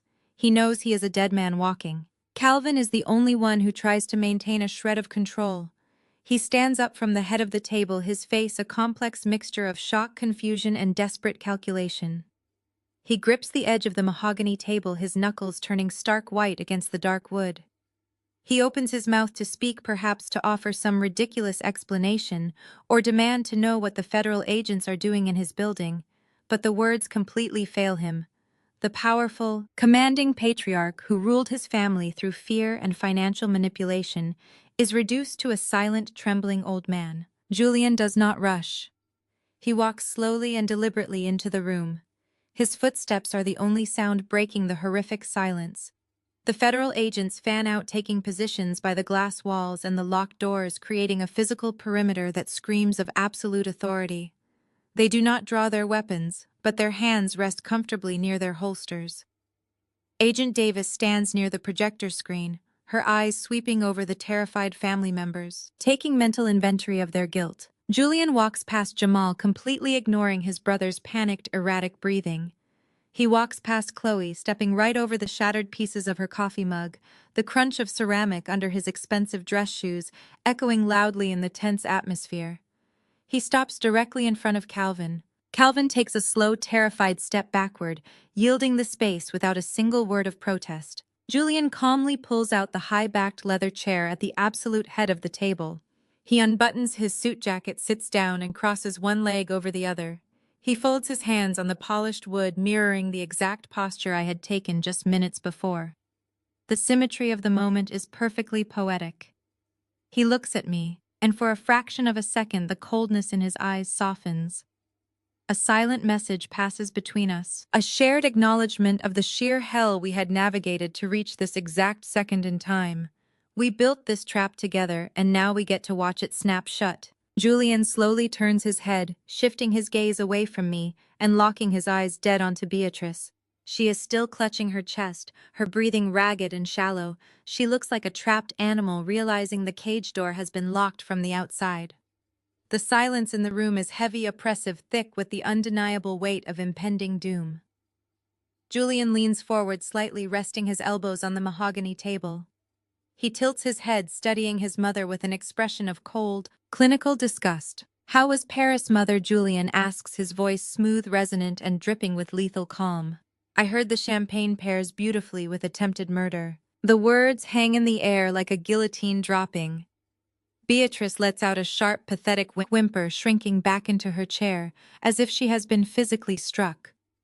Calvin drops heavily into the seat beside her, burying his face in his trembling hands, completely defeated by the reality of his ruined legacy. Jamal presses his back flat against the glass wall of the boardroom, his eyes darting frantically toward the locked doors, looking for a way out that does not exist. Chloe starts to cry, a high, panicked whimpering sound that echoes pitifully in the large room. They are completely surrounded by federal agents, trapped in a room with the man they tried to slaughter. Total suffocating panic erupts as the family realizes they are hopelessly cornered, but they have no idea that my real destruction is just about to begin. I do not give them a single second to recover from the shock of Julian sitting at the head of the table. While Beatrice is still clutching her chest, and Jamal is practically plastered against the glass wall in sheer terror, I stand up from my leather chair. I pick up my tablet from the polished mahogany wood. I walk smoothly toward the front of the room, feeling the eyes of the federal agents watching me with quiet, professional respect. I grab the heavy black cable resting on the center console and plug it directly into my device. With a soft, electronic hum, the massive boardroom projector wakes up. The heavy blackout blinds automatically descend over the floor-to-ceiling windows, plunging the room into a manufactured darkness. Then a stark, glaring white light hits the massive screen at the front of the room, illuminating the terrified faces of my in-laws in harsh, unforgiving detail. I take my place right next to Julian. I rest my hand on his shoulder, feeling the solid, living warmth of the husband they tried to put in the ground. "For 7 years," I say, my voice projecting clearly and calmly across the large room, "you have looked down on me. You called me a charity case. You told me I did not understand high-level corporate finance because I was just a working-class girl from the south side of Chicago. But an architect knows exactly how to conduct a structural inspection. When I looked at this family, I found rot all the way down to the foundation. Now I am going to show you exactly how I am tearing it down." I tap the screen of my tablet. The first document flashes onto the projector. It is the official laboratory seal from Dr. Sterling, complete with the mass spectrometry blood panels. This is an independent toxicology report, taken while you were sipping champagne in your first-class cabin, I announce, walking slowly around the edge of the table. Julian did not have a heart attack on Sunday. His blood was laced with a highly synthesized, slow-acting neurotoxin designed to mimic acute myocardial infarction. I stop directly behind Beatrice's chair. She freezes her entire body, going completely rigid. It is a very expensive military-grade compound. I whisper softly, leaning down just enough so she can hear the absolute ice in my voice. You poured it directly into his favorite bourbon, Beatrice. You watched your own flesh and blood swallow poison, and then you smiled and asked if anyone wanted dessert. Beatrice lets out a strangled, pathetic gasp. She shakes her head rapidly, her perfectly styled hair falling out of place, but she cannot formulate a single word of denial. Agent Davis, the lead FBI investigator, is writing furiously in her notepad, her eyes locked on Beatrice's obvious physical reaction to the truth. I tap the screen again. The medical report vanishes, replaced by massive color-coded spreadsheets. Rows and rows of routing numbers, offshore accounts, and wire transfers light up the dark room. Jamal lets out a sound that is somewhere between a choke and a sob. He recognizes his own work immediately. These are the shadow ledgers, I state, turning my attention to my brother-in-law. You really thought you were the smartest guy in the room, Jamal. You thought hiding your dual accounting on a secured server behind a biometric lock made you untouchable. But using your college fraternity initiation date as your master password was genuinely insulting to my intelligence. I was in your office Wednesday night while all of you were already celebrating in Paris. I cloned every single drive. I point to the screen, walking the federal agents through the data. They drained the commercial development operating capital. They siphoned millions from escrow accounts. They used the stolen money to fund Chloe's ridiculous charity galas, to cover Jamal's massive underground gambling debts, and to purchase a $12 million estate in the Hamptons for Calvin and Beatrice. They bled the family company completely dry. Calvin's face turns a dangerous mottled shade of purple. Maya, you have no idea what you are looking at, Calvin barks, attempting to summon his old patriarchal authority, though his voice shakes noticeably. This is complex corporate maneuvering. You are taking out of context financial transfers and twisting them. Am I ask, letting a cold smile touch my lips. Let us talk about corporate maneuvering, Calvin. Let us talk about what happened when the company accounts hit zero, and you refused to downgrade your luxury lifestyle. I tap the tablet for the third time. The spreadsheets disappear. A simple audio file icon appears in the center of the white screen. I press play. The acoustics in the corporate boardroom are impeccable. The deep, gravelly, terrifying voice of the Chicago syndicate enforcer echoes off the wood paneling, filling the room with the undeniable threat of violence. "We do not care about your husband's health problems," the recorded voice snarls loudly. "We care about the $30 million Jamal borrowed from our employers in Chicago." Jamal drops to his knees. He actually falls to the floor of the boardroom, wrapping his arms around his head, as if trying to block out the sound of his own death warrant. Chloe lets out a piercing shriek, covering her mouth with both hands. The audio continues, relentless and clear. "Jamal took $30 million from us 4 months ago. He forged your husband's signature. He put up this very house, Julian's private stock accounts, and the architectural firm registered in your name as collateral. If Jamal does not hand over our money by Friday, we are taking everything you own, and then we are taking you." I pause the audio. The silence that follows is heavy, suffocating, and absolute. The federal agents have stopped writing. They are simply staring at the 4 people at the table, recognizing that they are looking at the worst kind of monsters. Monsters who wear tailored suits and designer dresses. "They showed up at my house early Thursday morning," I say, my voice cutting through the thick tension. 2 enforcers from the Chicago Underground. They came to collect the $30 million Jamal borrowed. When Julian found out about this illegal debt and threatened a forensic audit, you realized you had a massive problem. The only way to pay off the syndicate and keep yourselves out of prison was the $30 million Keyman corporate life insurance policy. But that policy only pays out if Julian is dead. I look at the 4 of them, letting my disgust show completely. You did not fly to Paris to heal.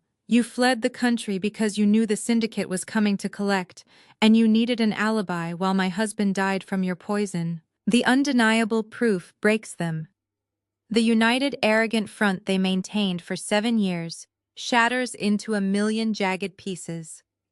The psychological pressure of the federal agents, the audio recording, and the sheer terror of the Chicago syndicate turns them into starving animals locked in a cage. They immediately turn on each other to save their own skins. Chloe breaks first.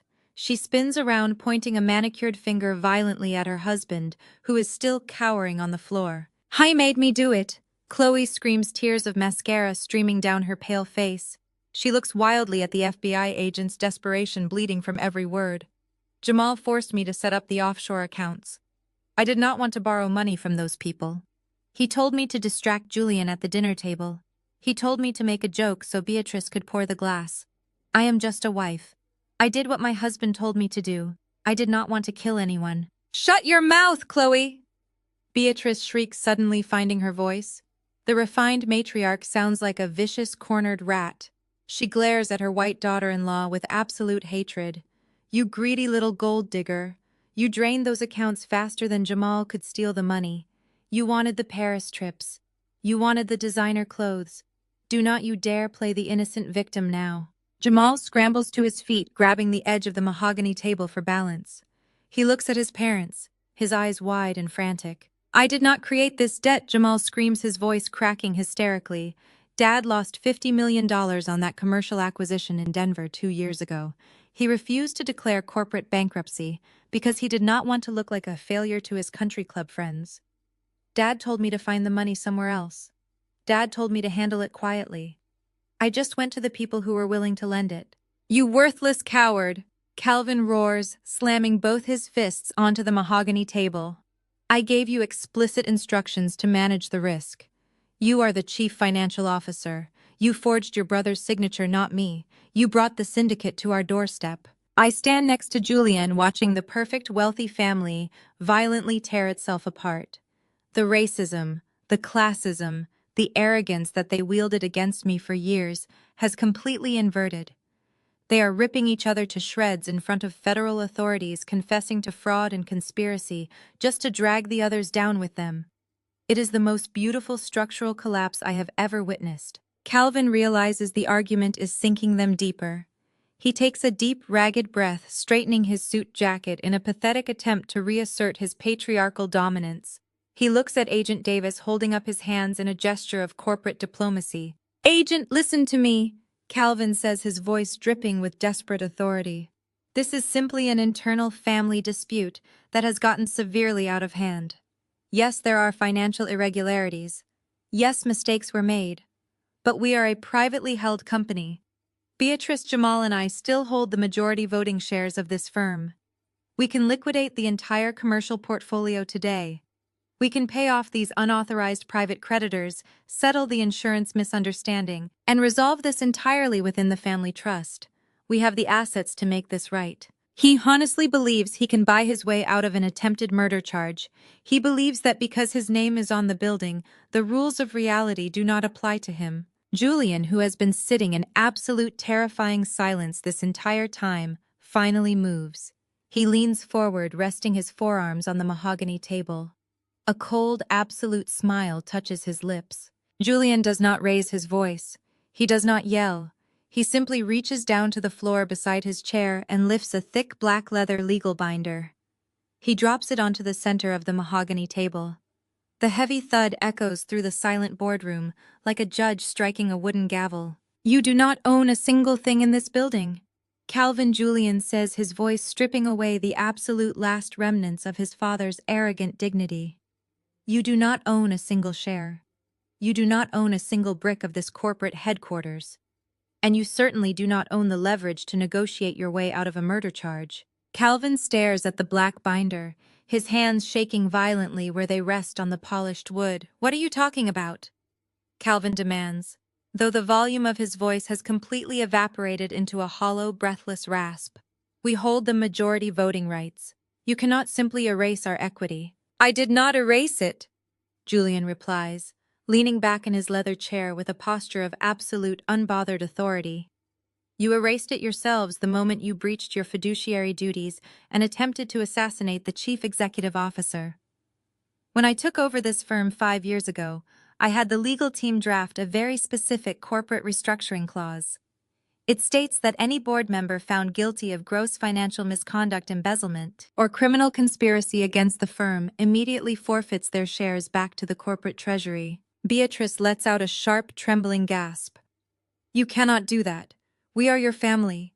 We built this company long before you were even born. Family does not serve neurotoxins with Sunday roast, mother. Julian fires back, his eyes narrowing into cold, lethal slits. And you did not build this company. You inherited it, and then you bled it completely dry to fund your ridiculous, lavish lifestyle. But to answer your question, yes, I can do that. And I already did. Julian taps the heavy black binder. When Maya obtained the shadow ledgers on Wednesday night, she handed my legal team the undeniable proof of your massive embezzlement. While I was lying in a secure medical safe house fighting off the poison you fed me, my attorneys triggered the emergency dissolution clause. It was executed, signed by a federal judge, and filed with the state registry yesterday morning. The color entirely drains from Calvin's face. The powerful, commanding patriarch who ruled his family through fear and financial manipulation is reduced to a silent, trembling old man. His mouth opens, but his vocal cords refuse to work. He realizes he has just been completely outplayed by his own son. Julian looks at his brother, who is still huddled against the glass wall of the boardroom. You borrowed $30 million from a ruthless Chicago syndicate, Jamal. You forged my signature and put up our home, my personal accounts, and Maya's architectural firm as collateral. But investigators have documented that those guarantees were executed with forged signatures, and our attorneys have already challenged any attempt to enforce them against Maya, me, or our legitimate personal assets. Those forged guarantees do not give your creditors a lawful claim to our property. Jamal starts hyperventilating, his chest heaving as he grabs his own hair in sheer, unadulterated panic. The syndicate. Jamal stammers, his eyes wide with a frantic, animalistic terror. They will kill us. If we have no shares, we have no money. If we have no money, they will come for us. They will hunt us down. Julian looks at his younger brother with zero pity. That sounds like a personal problem, Jamal. Federal investigators have obtained orders restraining the accounts and assets they have already traced to the suspected criminal proceeds. You cannot move the offshore money, sell the Hamptons property, or liquidate the investment accounts while the case is pending. The assets you thought would save you are now locked inside the investigation. The reality of their destruction crashes down on the room with the force of a falling skyscraper. I sit beside my husband, watching the immaculate, wealthy family violently tear itself apart as the absolute gravity of their situation settles over them. They are not just broke, they are exposed. They have $30 million in illegal syndicate debt and absolutely no way to pay it. The very criminals they borrowed money from are currently hunting them down, and they have lost every single shield of wealth and privilege that previously protected them. Chloe completely loses her mind. The entitled, condescending smirk she wore for 7 years is replaced by a desperate, ugly panic. Her white privilege is failing her in a room full of federal agents, and she does not know how to handle the sudden loss of power. She lunges across the mahogany table toward Julian, knocking aside the fake severance papers she had tried to force me to sign. "Julian, please," Chloe screams, tears of mascara streaming down her pale face. "We are family. You cannot do this to me. I was just doing what Jamal told me to do." "Maya, tell him.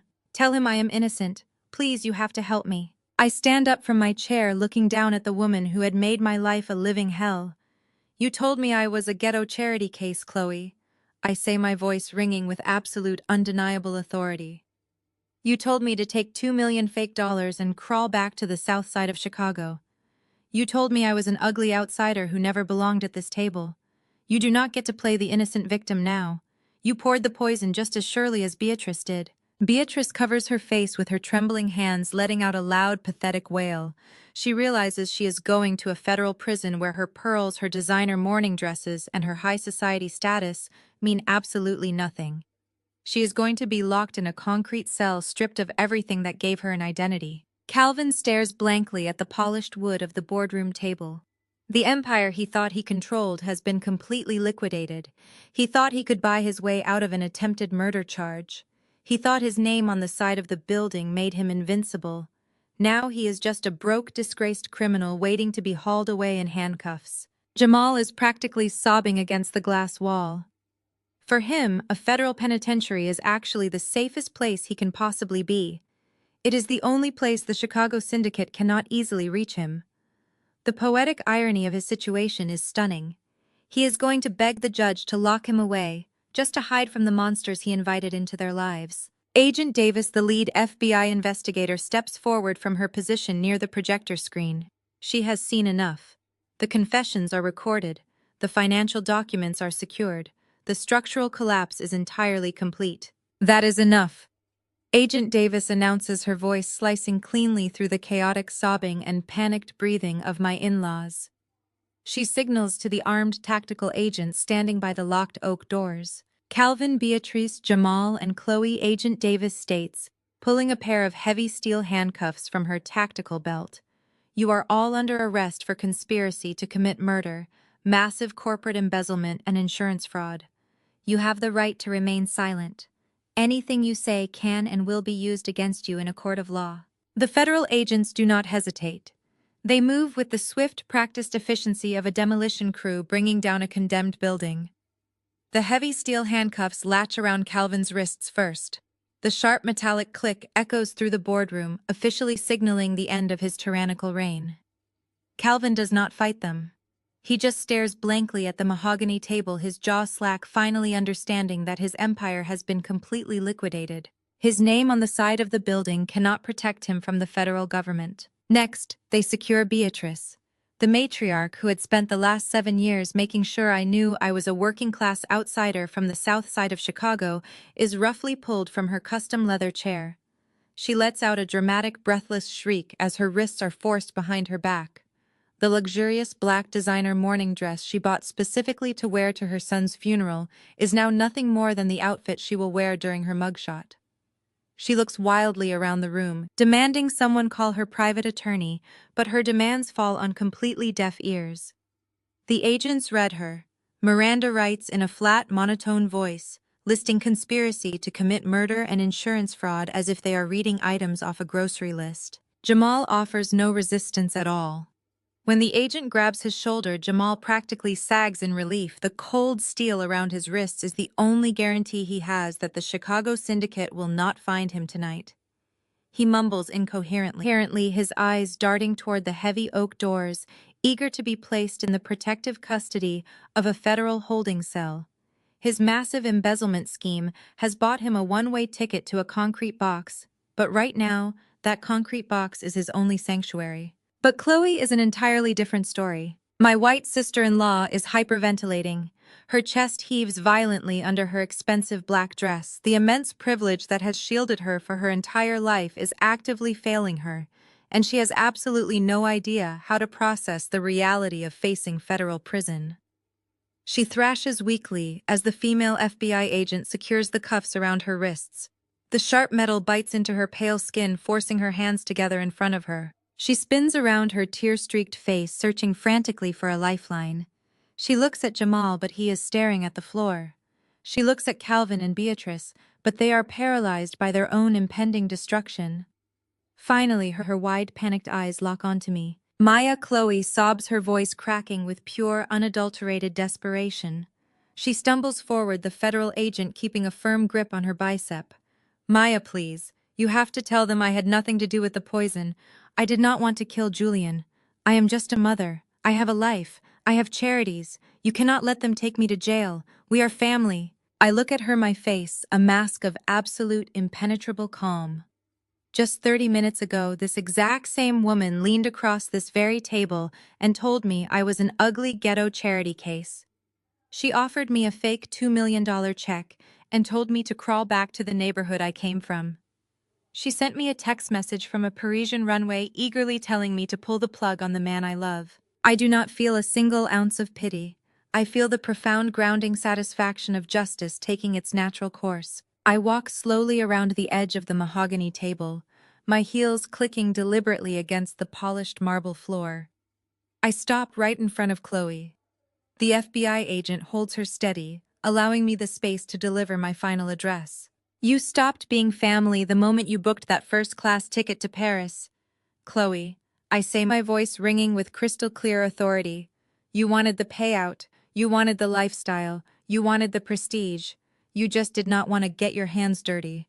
But you are covered in the exact same poison as the rest of them. I reach into my black leather tote bag. My fingers brush past the cloned hard drives and the printed toxicology reports. I reach into the small zippered pocket on the side and pull out a single golden coin. During my trip to the hospital cafeteria 3 days ago, I received strange change from the automated coffee machine. Mixed in with the American quarters was a single €1 coin, likely dropped by a traveling doctor or a careless visitor. I had kept it in my purse, a random piece of metal. Now it is the absolute perfect instrument for my final response. I hold the euro coin up between my thumb and index finger. It catches the harsh glare of the projector light shining brilliantly in the dim boardroom. Chloe stares at it, her crying pausing for a fraction of a second as total confusion washes over her tear-stained face. I reach out and gently drop the coin directly into her shackled, trembling hands. It lands against the cold steel of her handcuffs with a sharp, resonant clink. A little souvenir from your healing trip, I say, my tone dropping to a deadly quiet frequency. Try Uber to the precinct. Chloe lets out a devastating, horrific wail. The sheer poetry of the insult completely breaks her. It is the exact same phrase her husband's family had used to dismiss me in the past, inverted and weaponized against her in her darkest moment. The federal agent pulls her back, guiding her roughly toward the heavy oak doors. Let us go, Agent Davis commands, signaling the tactical team to initiate the extraction. I stand next to Julian as the federal agents march my in-laws out of the boardroom. Beatrice goes first, hiding her face behind her thick black veil to avoid the stares of the corporate employees waiting in the hallways outside. Calvin follows her, his head bowed, his legacy entirely in ruins. Jamal shuffles behind them, looking like a hollow shell of a man. Chloe brings up the rear, crying hysterically, clutching the single euro coin in her bound hands as she is paraded past the glass walls of the executive floor. The heavy oak doors swing shut behind them. The deadbolt clicks open, then locks again as the tactical team secures the perimeter outside. The room falls completely silent. The chaotic, suffocating energy that had filled the boardroom for the past hour entirely evaporates. The projector hums softly behind us, still displaying the audio file of the syndicate enforcer. I reach over and unplug my tablet. The massive screen goes dark. I press a button on the wall console, and the heavy blackout blinds slowly rise, flooding the boardroom with bright, natural morning light. I turn to look at my husband. Julian is standing near the head of the table, running a hand over the back of the leather chair. The color has returned to his face, though the physical toll of fighting the neurotoxin is still evident in the tight lines around his eyes. He looks at me, letting out a long, shuddering breath. It is over, Julian says, his voice thick with raw emotion. I walk over to him, wrapping my arms tightly around his waist. He pulls me into his chest, resting his chin on the top of my head. His heartbeat is strong, steady, and beautiful against my ear. I close my eyes, letting the reality of our survival wash over me. We beat them. We exposed their greed, dismantled their empire, and secured our own future. We stand together by the massive floor-to-ceiling window, the very window I had designed to showcase the stunning Seattle skyline. Down below on the rain-slicked street, we watch the sequence of events unfold. The corporate employees are gathered on the sidewalk, pointing and whispering as 4 marked police cruisers and 2 black federal SUVs idle at the curb. We watch as Beatrice, Calvin, Jamal, and Chloe are escorted out of the building. Their hands are cuffed behind their backs. The local news vans have already arrived, tipped off by the massive federal presence. Cameras are flashing, capturing the spectacular, highly publicized downfall of one of the city's most prominent real estate families. They are shoved into the back of the police cruisers, the doors slamming shut on their lavish, privileged lives forever. The sirens flare to life, a chorus of high-pitched wails cutting through the morning air.